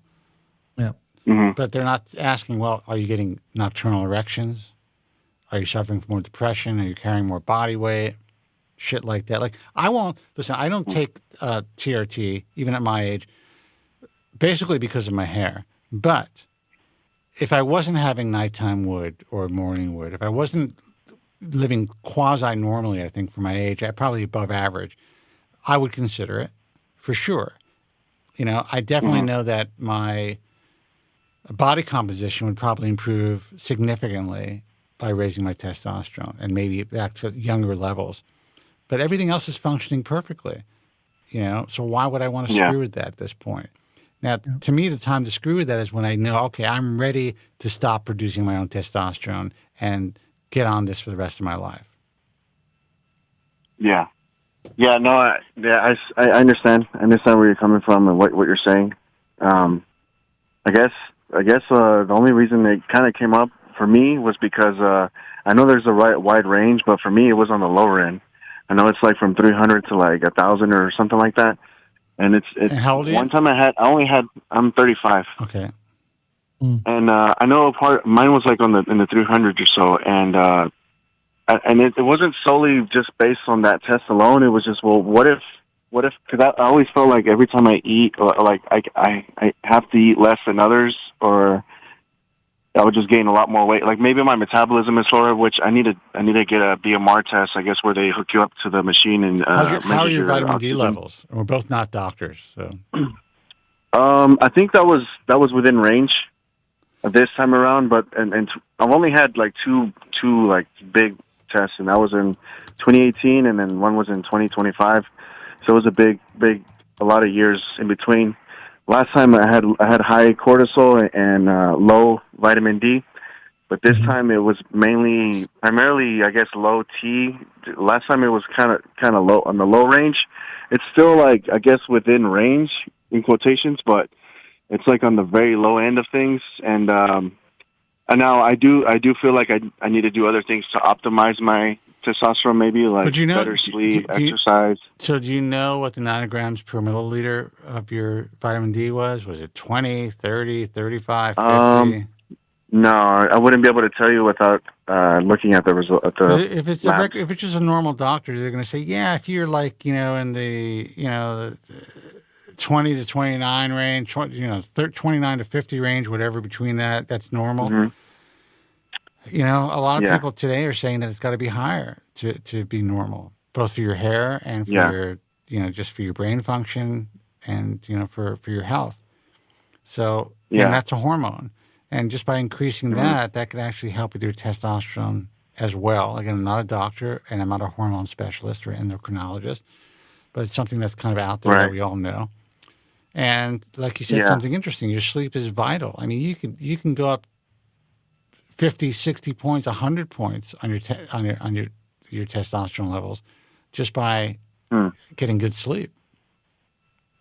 Yeah, it's not just like it's not just the amount of hours; it's the time you sleep. You want to go to sleep at the same time every day, if possible. You want to get up at the same time every day. You want to get your 7 or 8 hours in, but you also want to make sure that you're getting your REM sleep and your deep sleep, and shit like that. Some people sleep with their mouth open, so they're not getting enough NAD, or they're not really changes. I mean, how's your sex life, or how do you feel? I mean, so like you said about. Like you said earlier about morning wood or whatever, night, whatever. It's not as strong as it used to be, but this is, I'm comparing it to my 20s, and I'm just kind of in my own head, like associating it. Well, I'm in my 30s now, but also another thing too, like I'm not as active as I used to be, like in terms of like exercise. So I used to be like a lot more, and then my weight's gone up and my sleep isn't the best, so I'm not attributing solely to one thing. If you get your weight down and you get your sleep down, sleep down, down pat, you will be surprised at your nocturnal wood and your morning wood. I mean, it is. Look, sounds ridiculous. I'm almost embarrassed to say it. I don't know why. We should be able to talk freely about this stuff. Well, I appreciate you doing that for us, taking one for the team. But I'm 60 years old. And I'm not saying it definitely isn't like when you were a kid and you had to like stand on your hands to take a piss in the morning, but it's it's unusual, I would say. And everybody in my contemporaries are they're always talking about that, like what's not what it used to be.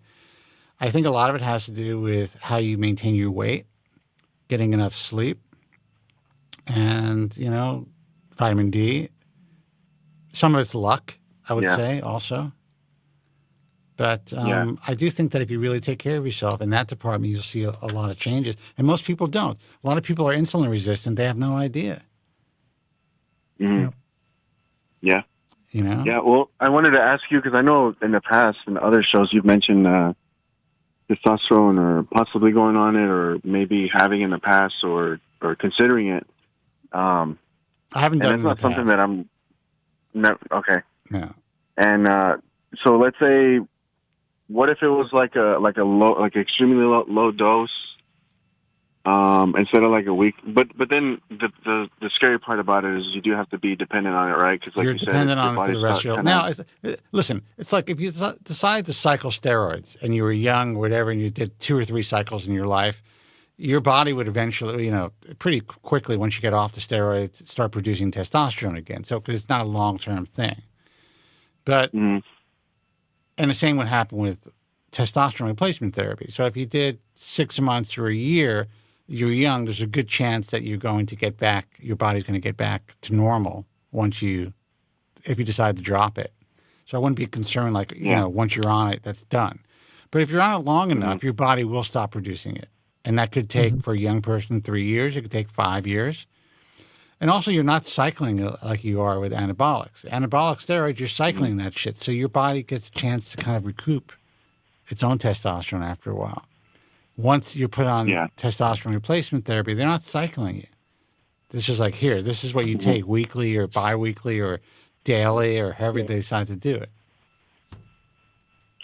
Yeah.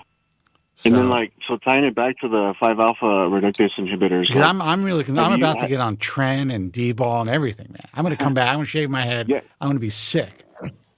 I figured that maybe not for finasteride, right? Because it only blocks one out of the two, and then maybe I thought dutasteride would block both, which would mean it kind of cancels out the excessive testosterone, right? Because it doesn't convert. It blocks 90-something% versus it doesn't block it out. It basically what it does is it gives you more free flowing testosterone because you're not converting testosterone into dehydrotestosterone. So dutasteride, in theory, you should have a higher testosterone. That's with both. Yeah. So when it comes to I guess maybe I think I'm saying it wrong. So I guess whenever you take testosterone, you have a higher chance without medication. You have a higher chance of producing more DHT, Correct. Which in turn results in more hair loss. But let's say you take a 5-alpha reductase inhibitor, and it kind of in theory, I know what you're going with this. In theory, that should mitigate the adverse effect, side effects of, or at least the hair loss side effects of testosterone replacement therapy. However, they haven't really gotten that down yet. So it's a very intricate, nuanced balance. And that's why, I've been on 5-alpha reductase inhibitors for over 30 years. So most people will tell me, yeah, you can get on TRT, no problem. Well, are you going to say no problem when I'm crying in the shower because all my hair is falling out? Which is a possibility. Mm-hmm. Yeah. So, if I were to do it, I would really titrate on a very small dose. I would take tiny dosages myself, never use one of these pellets or implants for testosterone, letting it, go into your body on its own. A lot of people screw up that way. I wouldn't go in for weekly injections or however they do it. I would want to have the syringes myself and do very small, either daily or every other day dosages. And again, I'm not an expert in this. This is just from everything that I've learned. Right. So that I could really monitor things and titrate things. I'd be getting labs constantly, at least for the first 90 days for sure, to see if I go through an effluvium. And obviously, and then test things and see how I respond to it. And that's something I may have to do. Listen, how long am I going to wait? Am I going to allow myself to fall, be 70 and my skin is hanging off my arms and boobs? Or am I going to try to mitigate that from happening at the right point? I'd rather that not happen to me if it doesn't have to happen. So my future, I would say that there's definitely testosterone replacement therapy in my future. I just don't know when that's going to be. Yeah, I look at it. From the standpoint of knowing full well that once I start, I can't stop. I don't want to. I don't want to put myself in a position where eventually I do have to stop because of whatever. Right. Life happens, man. You don't know what's going to. We don't know what's going to happen tomorrow. Even more so 5-10 years from now.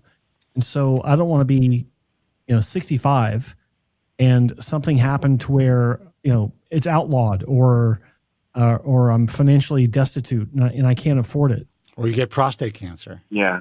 I get prostate cancer.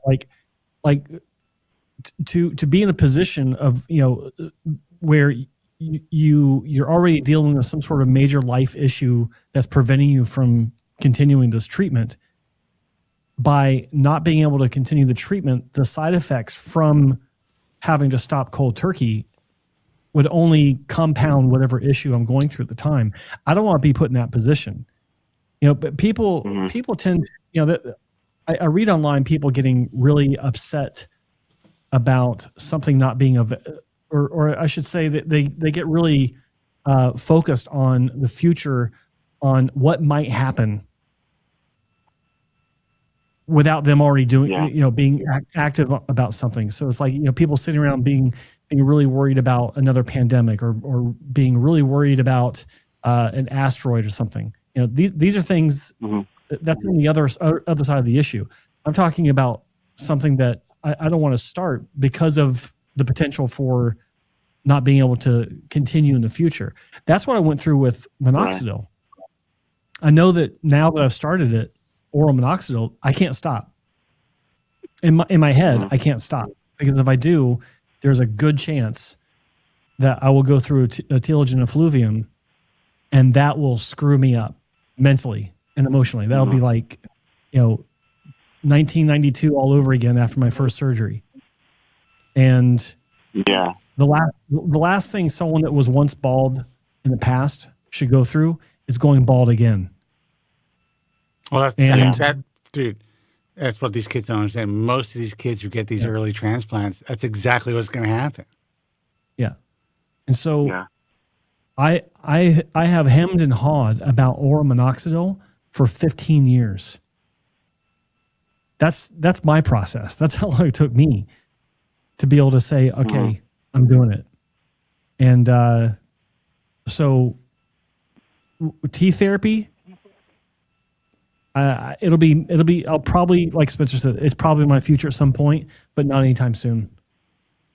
Look, brother, I understand I understand where you're coming from, because you're told that your testosterone levels are slightly low. You've gained some weight. There's other issues, but some, like I said, some of that could be changed, improved with lifestyle. You're still very young, but don't think that I don't look at Joe Rogan and think to myself, look, he puts the work in. You can't look at it like that without putting all the work in. But I would put the work in too. So don't think that I don't look at that guy and think to myself, Jesus, do you mean my skin around my arms could be that tight? I could look like I'm pumped all the time? Yeah. That would be incredible. And if you don't mind me, if you don't mind me asking, I don't know if you're okay with this, but sharing what your levels were, maybe? Because I'm on the low end, right? Well, I'm around like 300 or so. This is going to make you feel bad, but first of all, my levels haven't been tested in a very long time. But the last time they were like in the 700 range, and I was in my 50s. Oh wow! How about my test, which was last year when I was 54, and it was the high 800 range. In the 800s? Yeah, and you can see, you look at Joe, obviously his, he's not, the same forever. his receptors aren't working that well. Yeah. No, he's got a heavy beard and all that stuff. I mean, he looks pretty manly. Yeah. Oh, thank you.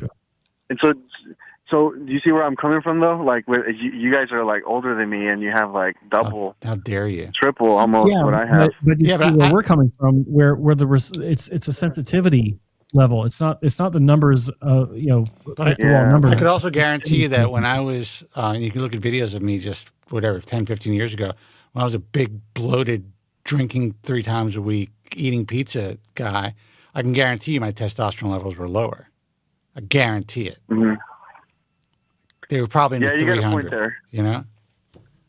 Yeah, you got a point. Like I said, I mean, I was 200. Exercise. I was 210 pounds at my height, at my highest weight. I looked like a retired wrestler. I remember that. Yeah, it was ridiculous. Now, I just always wondered what it would be like to be like a little bit higher in the range, even if it was 400 or 500. I can't hear you, Cole. I just not extreme, but. Mm-hmm. I was just always wondered, because I felt like I put on weight really quick. Like, what are you eating? What's that? How's your nutrition intake? I mean, I don't know. It's not like I don't have like a regimen or like a specific diet. I just kind of eat. I kind of eat whatever. But I notice that like so this other people that eat whatever, like they can get away with it. I'm like, man, I can't eat that all the time. You can't. Keto and strength training and intermittent fasting. This is what you should do. Call me in 6 months. Yeah. Stay away from all the biohackers and health influencers, and make it simple. Don't get too involved. I mean, some of them are okay. Yeah. Do you eat meat? Like red meat, very rarely, but I eat a lot of chicken. Okay. Well, I mean, do you not like red meat, or are you afraid of it for some reason? I like it. It's just like on the more expensive side of things. I guess it's like $13 a pound versus chicken's like $2 something a pound. Okay. All right. Well, I mean, chicken's fine if you're on a budget. So just really try to eat meat, mostly protein. Yeah. How much do you weigh? How much do you want to weigh? how much do I want to weigh? I Yeah. want to weigh around like 170, 175. Okay, so try to get maybe between 155 and 170 grams of protein a day, or, to make it easy, maybe one gram per pound of body weight that you want to be, and lower your carbs. Try to keep your carbs under 50 would be ideal, but if you can keep them under 100 a day and up your protein, your entire body will change. And you'll see that in most cases, your testosterone levels will raise as well. Yeah. And what would you say would be a realistic number that could be raised? Because right now I am going to put it off.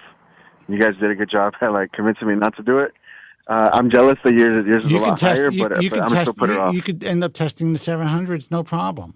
I mean, we don't know. We don't know how your body's going to react to the diet. You're telling me you eat like shit. You don't eat red meat for the most part because you're trying to save money. So, okay, chicken's fine, but try to get some red meat in there. Yeah.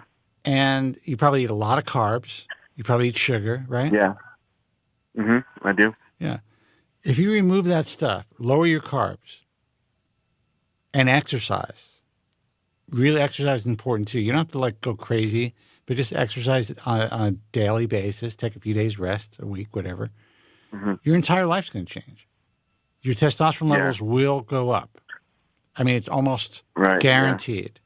You're 35 years old. Unless you have some sort of weird issue that's going on, which you probably don't, you're just living like every other slob in this country.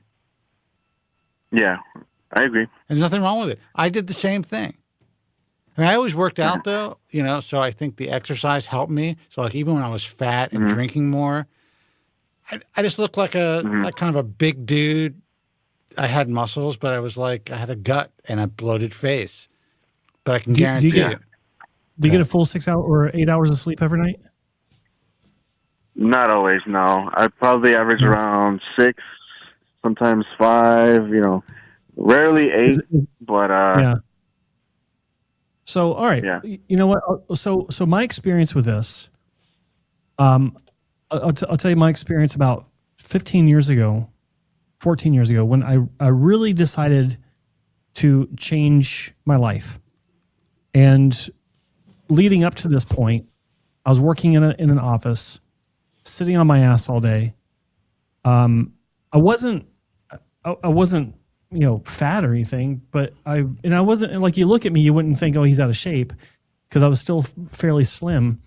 But and I would work out some, but I didn't have an understanding of what I was doing when I was working out. I've always known how to work out, but I didn't know why. And I didn't know what the actual benefits were other than, getting a pump. And I had this personal trainer that my wife and I, we were like, okay, we're going to, start working out. We're going to do this together. We got a personal trainer. First time I ever did that. And the first thing this personal trainer did when he sat down with me, when I had my first day appointment with him, we didn't work out. We went to his office and sat down, and he started asking me questions about my nutrition level, or my nutrition intake. He's asking me questions about my goals, but he didn't ask that until at the end of our hour together. He's asking me, what do I eat? How much sleep do I get? Do I drink? If so, how much? What do I know about this? What I know about, he really asked me a lot of questions I'd never been asked before. So it really made me think a lot. At the end of the day, we shook hands and said, okay, I'm going to come up with some things I want you to start implementing. Next time you come in, we will work out, but it's also more of the get to know you orientation type of thing. But at the end of the day, metaphorically speaking, it wasn't about the exercise. It was about the nutrition. It was about the intake, and then the exercise, in that order. And I'll tell you this, in 4 months, I lost almost 30 pounds. I wasn't fat. Wow. I was in the upper 180s. I went down to, or actually lower 190s, and I went down to the lower 160s. And I was gaining muscle, and my skin was in much better condition. My hair was in much better condition. And all the from I was still having a glass of wine every night, and that's probably the one thing that was holding me back more than anything. Now that I know more about that, but I wasn't eating sandwiches anymore. I love I love a good sandwich, a good deli sandwich. Yeah. I've not had one in 15 years. Well, I've had one in 15 years maybe. Drinking lots of water. But then your workouts, it's not just going to the gym and you do your cardio, you do your curl. No, you do specific strength training type of exercises. Like you do your Romanian dumbbells, you do your squats, you do lots of squats. Squats are supremely good for you. Things that really stress your nervous system. And these things trigger, and I'm not a specialist in this, but these are the things I've learned over the years. These things really trigger your body to kind of reset. I never did the intermittent fasting until recently. And before the holidays, I actually I did a real intermittent fasting session for the first time, and I lost 10 pounds. Wow. And then the holidays started, and I've gained half of that back. But the point being, the strength training combined with good nutrition, and it's not specific. It's not like, oh, you got to eat celery, and it's nothing like that. Just lots of good protein, organic meat if you can find it. I know it can be pricey now, but organic steak, grass fed, no hormone, no antibiotic. It's harder to find in the States than it is in Canada, but if you can find it, it's worth it. Leafy green vegetables, low carb, and just try that for a few months. I promise you will feel better. You'll gain muscle mass, which means that your T levels will guaranteed go up. Guaranteed. Yeah. Okay. Yeah, I'm gonna definitely give that a try. So it sounds like there's a lot of external things that can change instead of like just blaming my genetics or whatever in my body. So. Well, here's the thing. Physicians, they sadly most just don't tell you this. They know stuff. Nothing. Yeah, and so it's easier just to, especially if they're offering testosterone replacement therapy, to say, "Look, your T is low. We can help you out with that. Whatever." I'm not sure if that's what you experienced, but you can definitely raise your testosterone levels naturally and significantly. Yeah, and and also as far as your overall health, you got to understand that. They always say like skin is your biggest organ of your body. Really, muscle is really is a vital part of your overall health. The more muscle you have, the more your body's going to. More calories you burn. Well, besides the more calories that you burn, the more your body's going to be able to deal with sugar and insulin, and your overall health and your overall hormonal balance is going to be that much better. So I'm not saying I'm like, trust me, I'm not super jacked. There's a point in my life when I was like, I was never like super like rock or anything, but I had a lot more muscle and, but even at this stage in my life, there's no doubt that I think it's because I maintained a decent amount of muscle mass is why my hormones are in pretty good shape. Yeah. Yeah. And you're young, and you can change your life completely. I was tall. I'm sure I was tall, but according to the Looks magazine people, I'm no longer tall. Well, you're like 6. I was a little. I was a little over 6 feet without shoes on. Now, the last time I was measured, I was 5'11" and about 5'11" and a quarter. So I shrunk. Okay. But with shoes on, I am like normal height, 6 feet, or I'm average now. Can you imagine that 6 feet being average? Average is 5'9", but Yeah. Well, that's funny because I'm 5'8", so yeah. But isn't that insane? I'm 5'8" and low T. Come on.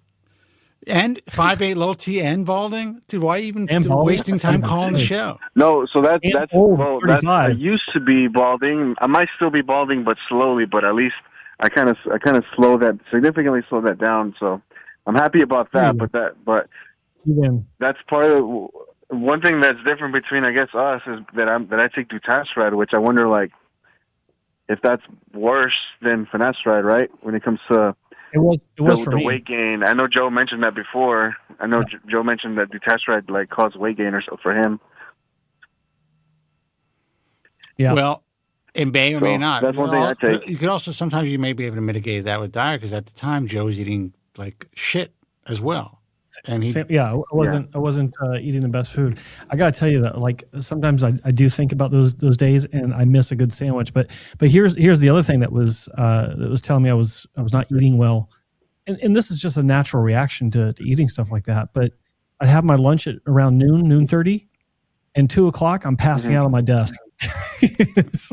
I miss a nice Johnny Walker Black Label single cube with like chicken wings. That's what I miss. I mean, you can still eat that. Yeah, no, I can still eat it. I try not to drink that much anymore. I really save my drinking for like I prepare. I'm like, okay. And like the last time I went to the bar, I went to this restaurant that I go to all the time, and I said, I think I'm going to have a drink. He's like, I've never seen you drink.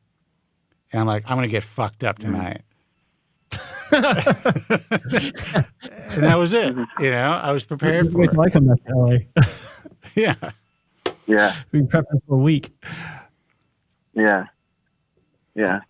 Well, I appreciate it. I'm going to work on a lot of things and try to make some changes, and hopefully down the road, later on this year, things improve for me, and they can. I'm gonna avoid taking testosterone. Right now, you do it myself. Right now, if you don't really need it medically, then don't do it. Yeah. I know young guys who started. You know, I have a friend who's on it now. He's like in his early 40s, and he's all gimmicked up. He looks great, right? But would he have needed it if he really put the time and effort into it? I don't know. Maybe he would have, but you got to give that a shot first. And honestly, once you get on it, if you decide to get on it, if you're already in great shape and you've done your best, it's going to make it that much easier for you to, respond really well to TRT therapy and really utilize it to its best capacity. But it is so easy to get sucked into the romantic idea of, if I just take this shot, then all my worries will go away and I'll look like The Rock. It's not true. Yeah, no, and that's not my goal. My goal is just like get a small boost, even because we compared your 700, 800, mine's 300. Even if it's just like 100 or 100 more or 200 more, just to kind of see what it's like, because I feel like everything's against me. My testosterone's to some degree, but it wouldn't be to like grow like huge muscles or anything. Just to kind of just see maybe if I'm off balance somehow. Here's my promise to you. If you do what I was talking about with the strength training, with the diet change. I don't like to say diet because it sounds, cliche, but the nutrition change. Right. Eat better. Yeah. Not only will your T levels go up, but something else will happen that won't happen if you just see the increased numbers on your blood analysis. You'll feel better. You will look better. You'll lose weight. Yeah. You'll have more muscle mass. Mm-hmm. Your confidence will be higher. You'll sleep better. Sleep is so important. Like majority of your testosterone is actually produced when you sleep at night. From what I understand, I couldn't. Okay. But yeah. I read it somewhere. But that's why all the fitness professionals talk about the importance of sleep. It's not for recovery. They're talking about it for your testosterone production. So you do that for 4 months, guaranteed. Like if you're dedicated, if you're committed, look into keto, like the high protein, low carb, low sugar. I'll tell you how I did it. I just completely cut sugar out. Period. I still to this day don't even put sugar in my coffee. I'll put stevia, which does not have the glycemic index, the insulin. Aspartame. Yeah. No, not aspartame. No, that's artificial. This is stevia comes from a flower. It's processed, but it's got a natural source. To this day, I don't put sugar in my coffee. It tastes weird to me now. Mm-hmm. I like stevia. Stevia. The challenge with stevia is it tastes bitter. There's a bitter aftertaste. With stevia, they've somehow figured out how to reduce that quite a bit. So it doesn't bother me in the least. Yeah. I don't even notice it. But that's my vice it is now. Like I've just came off of the holidays where I was eating everything in sight, but the guilty pleasure I have daily when I'm serious about my nutrition is my coffee. A little bit of milk, and my milk is not. It's like my milk is organic, grass fed, high fat milk. I don't do this. That's the normal stuff you can get at the store that's cheaper. It tastes better. Oh my God, it tastes so much better. It's almost sweet. Actually, it's sweet. So, if you commit to that, read your labels. Reading your labels is so important when you go to the grocery store. You will shit your pants once you learn how much sugar there is in everything you eat. This poor guy just wants to get off the phone. It's crazy. Well, you're stuck now, buddy. I'm on a roll. No, there's a video I want you to watch. Okay. It's called what's it called? Sugar, the Bitter Truth. I think it's The Bitter Truth. Sugar, yeah. The Bitter Truth. Yeah. Yeah. That's an It's amazing like a video. professor, I think. Yeah. Yeah. I forgot his name, but I watched that. Someone sent it to me years ago. Like that talk was like from 2006, I think. Yeah. Give or take. But he talks about high fructose corn syrup, why we even have it, and it's more like sugar is super addictive. High fructose corn syrup is more so. It's more addictive, and it's almost like sugar is testosterone, and high fructose corn syrup is the DHT. Maybe it's like the more potent version.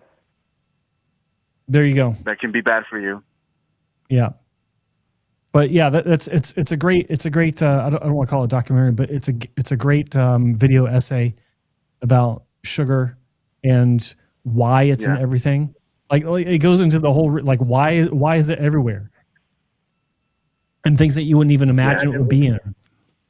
Salad dressing, fucking sugar. What? Canned tomatoes. It's like why is there fructose in my canned? What the fuck? It's really bizarre. So if you want to do sauces, make your own sauce, things like that. Yeah. Whip it up, oil, vinegar, and whatever you want to do. But anyway, I'm on a rant, but it really is important, and I'm a big believer in a lot of the issues that we experience that are negative, physiologically speaking, are caused from low-grade inflammation as a response to things that we're allergic to, even a little bit. Yeah. And allergens tend to compound on top of each other or cause cascading effects. If one thing starts going wrong, then there's another thing that goes wrong because it's in reaction to the first thing going wrong, so on and so forth down the line. And if you, and that's what I was saying at the top of the show, I was talking about treating the source, not the symptom. I apply that to everything. If I think about it, where it's, skin care, if you're having skin issues, what's causing it? Don't just treat it, treat the symptom, treat the cause. If you're having, like in your case, what you're calling low T levels, why? What's the cause of it?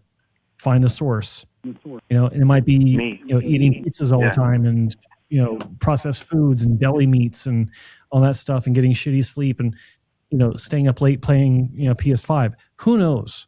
But all these things can be contributors to a lot of people's problems. Just feeling bad, and they don't even realize they feel bad because it's been so long since they felt good. Right, dude. Just hang up, please. So I got it. So the thing about going keto, and if you do commit to doing high protein, no carbs, no sugar, after 1 week of doing this, you will feel mentally retarded. Your brain function feels like it's slowing down. Your energy level will drop. You'll be walking down the street and want to just lay down and go to sleep. But give it another 2 weeks of that, and you'll wake up one day and explode with energy.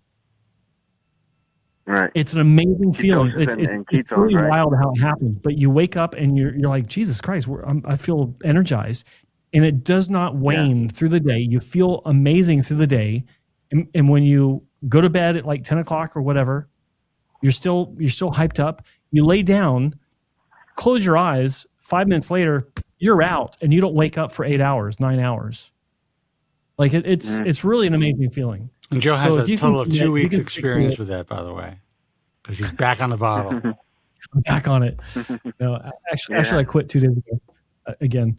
But anyway, yeah, I get excited talking about it because I know how it feels. It's tough to Right, commit, yeah, but if yeah. you can do that, I promise you, man, you will be bouncing off the ceiling. Yeah. No, I'm excited. I'm excited to take on the challenge for sure.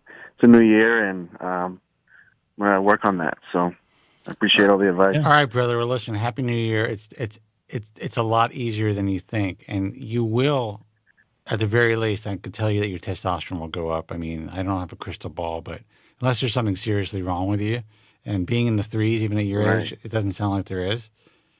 It really sounds like a lot of lifestyle. Yeah. Mm-hmm. No, I believe it. I appreciate it. I'm All right, gonna give it a go. Take Thank care. you. Happy New Year.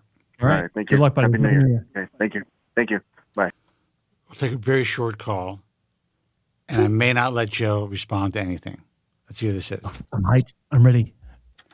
Hey, you're on the air. Who's this and where are you calling from? It's James from Silicon Valley Hey, James. What's happening? calling brother? about James. Hey, your caller never called back to get the answer on Wasserbauer and Deep. Never actually called. Well, I live in the Bay Area. Have 4 friends that have been botched by Deep. Okay. Mm-hmm. I have family members that got procedures by Wasserbauer. So, Joe, I sent you a link to that whole scandal with Deep and the hair loss network or whatever the fuck it's called. Hair loss. Mm-hmm. Can't remember. The Melvin guy. Mm-hmm. Yeah. You familiar with? Oh, yeah. You familiar with Melvin? Oh yeah. Yeah. Uh-huh. Yeah. So I sent you a link on your Instagram. It's hard to believe that Deep's still in business because I literally live 10 minutes from this guy's office, right? The amount of people that their lives have been ruined.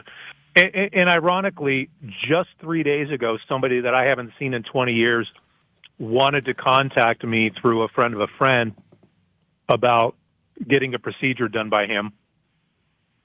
That on top of, I dated one of his nieces, right? Beautiful Vietnamese girl. Wow. But this guy doesn't even deserve to be mentioned. So if your listener is listening still, by all means, please stay away from this guy. Just pull him up on Reddit. Pull him up on any reputable review. This guy is dangerous. I was trying to be a little bit more And low I've seen key about it, but I appreciate the call. No, Spencer. No. The public needs to be protected against this guy. Now, Wasserbauer, to answer your caller's, well, he didn't call, but your I don't know, he must have emailed you guys about. He was in the Wasserbauer's chat room. Family members of me. She was. Is he still in the chat room? I don't know if he's still in the chat room, but he might Okay. be. Now, Wasserbauer is a little concerning because, I mean, she really tries to push people to FUT. She's got incredible bedside manner. She was part of your network, right? The IHRS, correct? Correct. Many years ago. Right. So I don't know why she's not on there anymore. I don't know what happened. But great bedside manner. Was a little concerned. A friend contacted me last week, showed me a text thread between Wasserbauer's, I don't know what they call these clinicians that kind of arrange things. What are they called? Consultants? Consultant? Must have been a consultant trying to sell. But anyway, it's like, look, it was like $15,000 quote. Then they said, hey, we had a cancellation. We'll go down to, 10. And then it was just really weird. It was almost like desperate, which I said that doesn't make sense for Wasserbauer. She doesn't seem like that. Maybe if you have a cancellation, getting a procedure done for $9,000 is pretty good. But well, I mean, I'll tell you this. As far as us separating, there's a lot of politics in this field, and I never had a problem with Sarah Wasserbauer. Her and I have always gotten along very well. When she was with the IHRS, we were not getting any complaints as far as her surgery is concerned. No, I started following her when she was part of your group, but I don't know why she left, and then she became a little bit more involved with what is it, the ISHRS? Well, the way that it works is it's a very political field. So she was heavily involved with the American Board of Hair Restoration Surgery and the ISHRS. They weren't ever really fans of what I do. And so when push comes to shove, a lot of people in this industry would prefer to climb the political ladder than, sadly, be associated with a consumer-facing organization that, our message is surgery is a last resort, when that's not necessarily the ISHRS's message, if you know where I'm going and you know where I'm coming from. Yep. So the reality is, politics was overriding everything, and we chose to part ways. But it's not based on our work. It's not based on any complaints that we received. And as far as the situation with the cancellation, it's pretty common. I don't like that, that entire process where, listen, they have the day booked out. They have their technicians there now. I think she has a full-time staff still. But they're prepared for surgery. They want to get someone into that schedule. So if someone is on the waiting list, because it's relatively last minute, they realize that person has to change their life around, make concessions, to have surgery, and they want to give them a little bit of an incentive to make that happen. So they give them a discount. No, this was not a reflection on her at all. This was her coordinator. Yeah. And what I didn't like is this guy wanted to stay in the Bay Area. She's kind of the only game in town if you live in the Bay Area. She's got a lot of knowledge, great bedside manner. She's a lovely woman. I don't know about she what? She's a lovely woman. She's a very nice girl. She really is. Yeah. No doubt. She's done family members and a strip surgery, and they're, like I said, she's conservative, like you guys have said in the past, right? Yeah. She's about a 7 out of 10, maybe an 8 on her best day. But what I didn't like is the coordinator wouldn't get, my friend on medication for at least 6 months to a year prior to the procedure. That I didn't like, but that's no reflection on her. I think she would have advised that. He's been on HIMS, and he's just had horrible results. I told him to get on just, the best generic minoxidil you can if he wants to do oral. He seems to be able to tolerate oral and get on Propecia. You got to go see Sarah to get on the name brand Propecia. So. That's what I was pushing, just to go see her. I would say that she would provide a really honest assessment. He'd be able to kind of start the process as far as being monitored and being put on medication with a real doctor.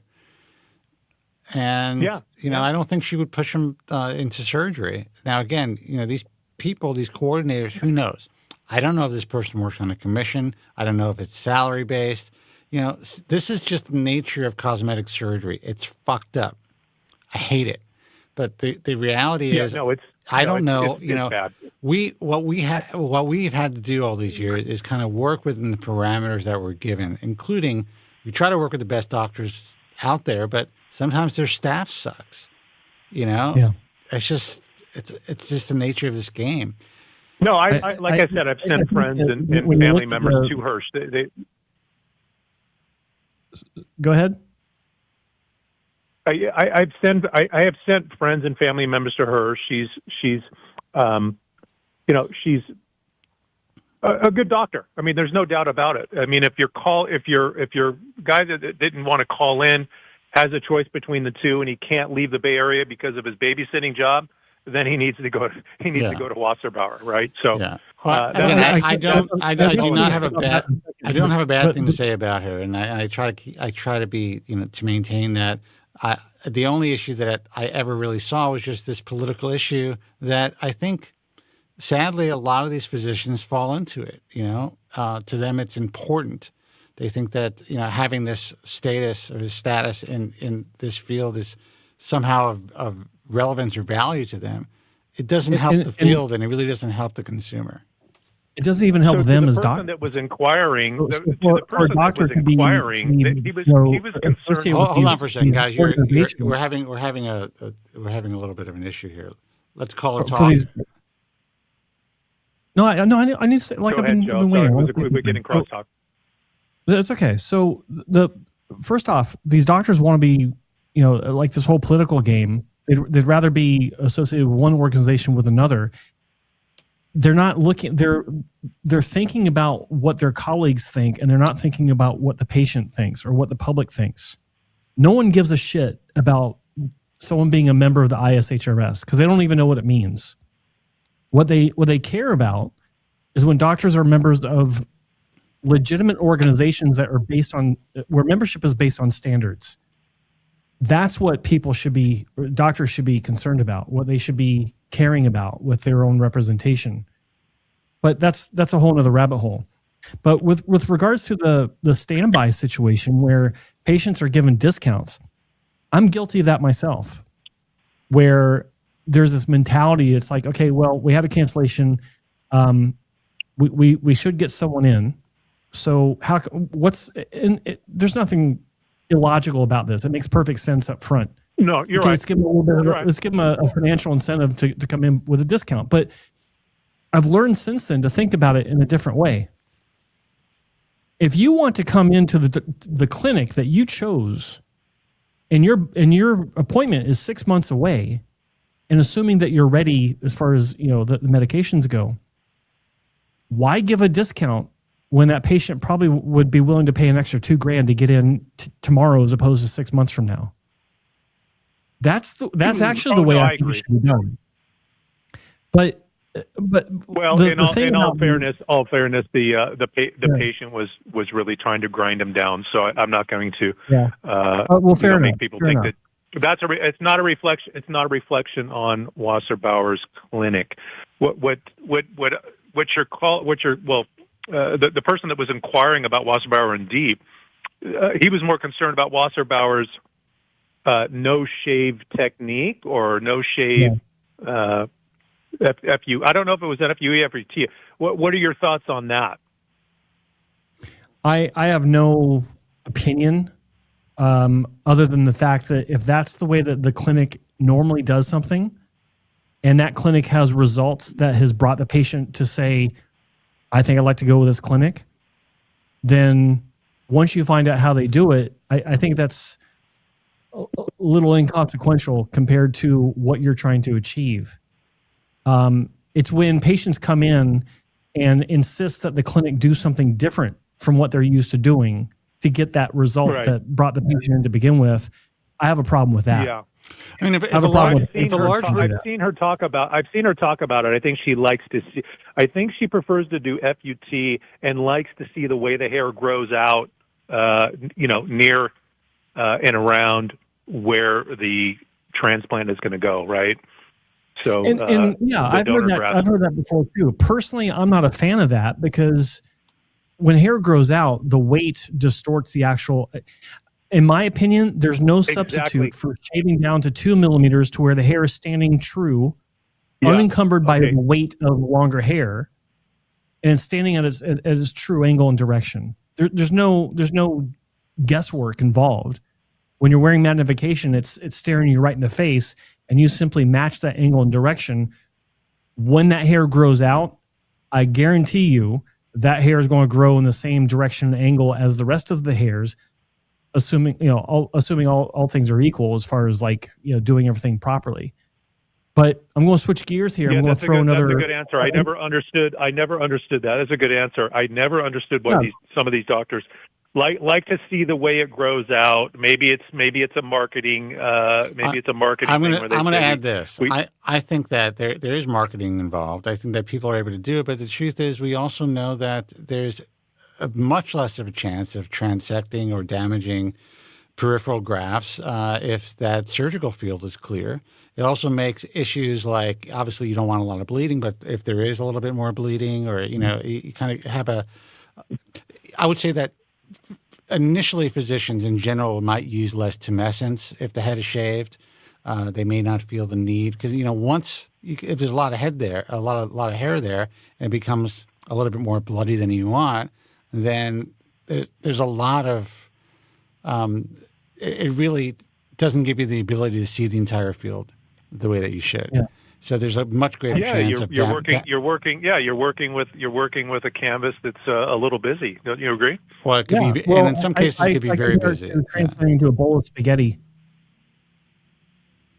Thank you. I mean, I think that says it all there. But I got something else to throw into another name to throw in the ring. I don't know if he's still practicing, but maybe Spencer knows this. Is Paul Rose still working at Bosley? Yeah, I think he is. Yeah. Is he? Is he in the Bay Area? Yeah. He moved there a couple years ago. He moved there. He started to work with his other dermatologist. I don't think that worked out. And then I think he just took a gig with Bosley. Yeah. What's his name? Paul Rose. Paul Rose. He's one of the OG FUE guys from 2003, 2004. Yeah. No, yeah. I mean, I don't. I've always agreed with both of yours advice on your first transplant should be an FUT. And he's also an old school. He's also an old school FUT guy. I mean, this guy's been. Yeah. He's like one of the original tracophatic closure guys too. He's been around forever. Those in my opinion, are the best doctors because they're not gonna be swayed either way. They're going to tell you what's best for you. But I've never heard of this guy Rose. I'll look him up. Yeah, he's been around for a very long time. Really, really well known, especially in the mid 2000s when at the peak of the forums, when all the there's like four forums that were really popular. He was one of the first 11 doctors that, I mean, he was in the original The Bald Truth. Yeah. But when you say a doctor's at Bosley, is when you've been in this game as long as all of us have been in it, you hear Bosley and you go, holy shit. But I think that's kind of changed in the last 3 to 5 years for whatever reason. It's changed a lot, but you still have to be concerned. Yeah. And the thing is, a lot of the old timers, and he's getting up there. I mean, he's been around for a long time. It's a lot easier for them to just throw up their hands and take a check, and not have to worry about marketing or not have to worry about maintaining a practice. Just go in and perform the surgery and do consultations. And I'm not saying that I'm always a little concerned. I'm always a little concerned with older doctors too, though. I mean, nothing against getting old. We're all, I'm getting close to 60 as well. But that I do take that in consideration. Having an old doctor that's been in the practice for a while is not in his prime as far as physicality goes, energy, vitality, eyesight. That plays a role as well. A lot of people don't talk about that. I mean, some of these guys have been around a while. I mean, Shapiro's a great doctor, right? He's still kicking and doing great work. And he's pushing. Asians do age well, though. Asians do age well. You know that, right? I mean, they do age well. Yeah, well, I don't know about their eyesight and teeth, the things that matter. Yeah. But regardless, Paul Rose, I'm not saying go to him, but I'm saying that he is another name that I would say is worth considering. If he's also actually he's kept himself in really good shape. He's always worked out. He's lean. He's got to be in the 70s. He's very youthful. He's got to be 70, I would say. But maybe not. Maybe still in the 60s. Paul Rose, man, I never heard of him. I'll have to look him up. Appreciate that. Yeah, the Bay Area, for as much money as we have here in the Bay Area, we got shit for doctors. Really bad. Yeah. Yeah. Yeah. The Bay Area was also, as far as hair transplant surgery is concerned, it really has been lacking for a very long time. There used to be Panagiotakis was around for a long time, and he had some good points and some kind of old school things that were happening. I don't know if he's. He's. That's funny. Yeah, no, I did go to him back in 2010 to switch from Propecia to dutasteride. He gave me my first prescription for dutasteride, which I was on for 2 years, and it wasn't the best drug for me. I had different issues than Joe did, but went off of the 5-alpha reductase inhibitors for 5 years. Was planning on having children, and then went back to Propecia. But dutasteride is way more powerful. I mean, I definitely noticed a difference, in certain categories of my health. So I just stuck it out with Propecia. I didn't think it was going to get that much more out of dutasteride, not worth the side effects. But, he was, I mean, getting back to what you said, Spencer, he was in the game, right? He was in the game. Decent doctor. I think he sold his practice off to a new group. Yeah, he was always a very nice guy too. I mean, and he wrote a book. He wrote a book that was kind of popular in the field. It was for consumers, but a lot of people in the field read it. He's also in the olive oil. What was business. his nickname? Do you remember his nickname? He had a nickname, something like, can't remember, something Doc. I don't remember. The hair. I think was it the hair Doc? I can't remember. Maybe all these guys had a gimmick back in the day. But he was one of the first to have his own, he had his own concoction with the minoxidil and something else, right? Oh, dude, he was always on top of things. He was a very interesting guy. A lot of people found him to be gruff. He was always very respectful and great with me. And in his day, he really helped a lot of people. No, absolutely. No, I've there's a very famous hairstylist here in Los Gatos that he did a couple of transplants on. FUT did it still looks freaking amazing. Yeah. It's just one of those guys where, you get the doctor on a good day and the result is just, tough to duplicate. But he did the procedure. But I'll look up this Paul Rose guy. Thanks for the show and for all the things you guys do. Looking forward to seeing your new endeavors in 26. Both of you, Joe, your hair's looking good. Did you? It looks a little darker than it normally does. I don't know if it's the lighting. No, I did some color 2 weeks ago. I hate it. But thanks for noticing. Good. It looks really good. Looks really good. Thank you. Good luck with the oral minoxidil. Stay at 1.25. I don't think 2.5 is worth it. I tried it. Horrible. All right, brother. But hang on. Horrible how? He's told the story like 10 times. I had dry mouth, puffy face. Literally, I mean, I don't drink at all. I look like I just. He's the guy who called you puffy last time. That's right. Yeah, the water retention guy. No. He's looking. No, Joe's looking good. He's looking good. The eyebrows are looking good. It's a good hair day. Well, at least the left one is looking really sharp. At least the left one. All right, brother. Listen. Happy New Year. You guys. Happy New Year. Really appreciate you both. Take care. Okay. Bye bye. Happy New Year. All right, let's get out of here. He's always a good caller. That's funny. Yeah. And your eyebrow looks great. It really does. I'm not going to lie. For fuck's sake. Like 6 weeks from now, I'm going to quit because my right eyebrow is a side effect. It's not growing in. It's like, you're like one side of your mustache is going to be down to here. Something's not right.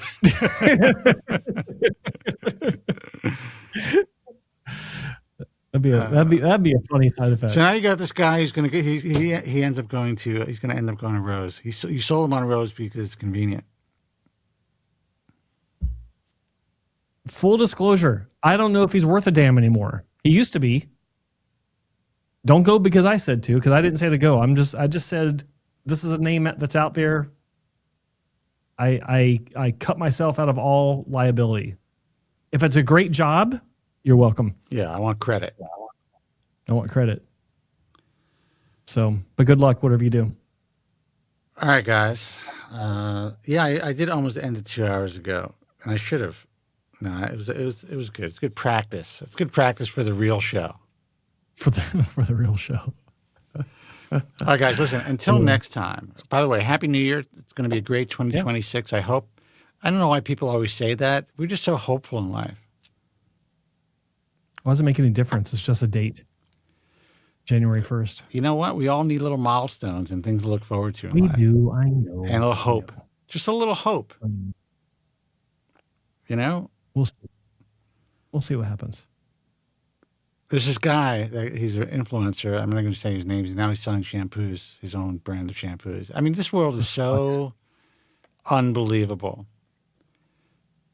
You know, these are hair loss sufferers.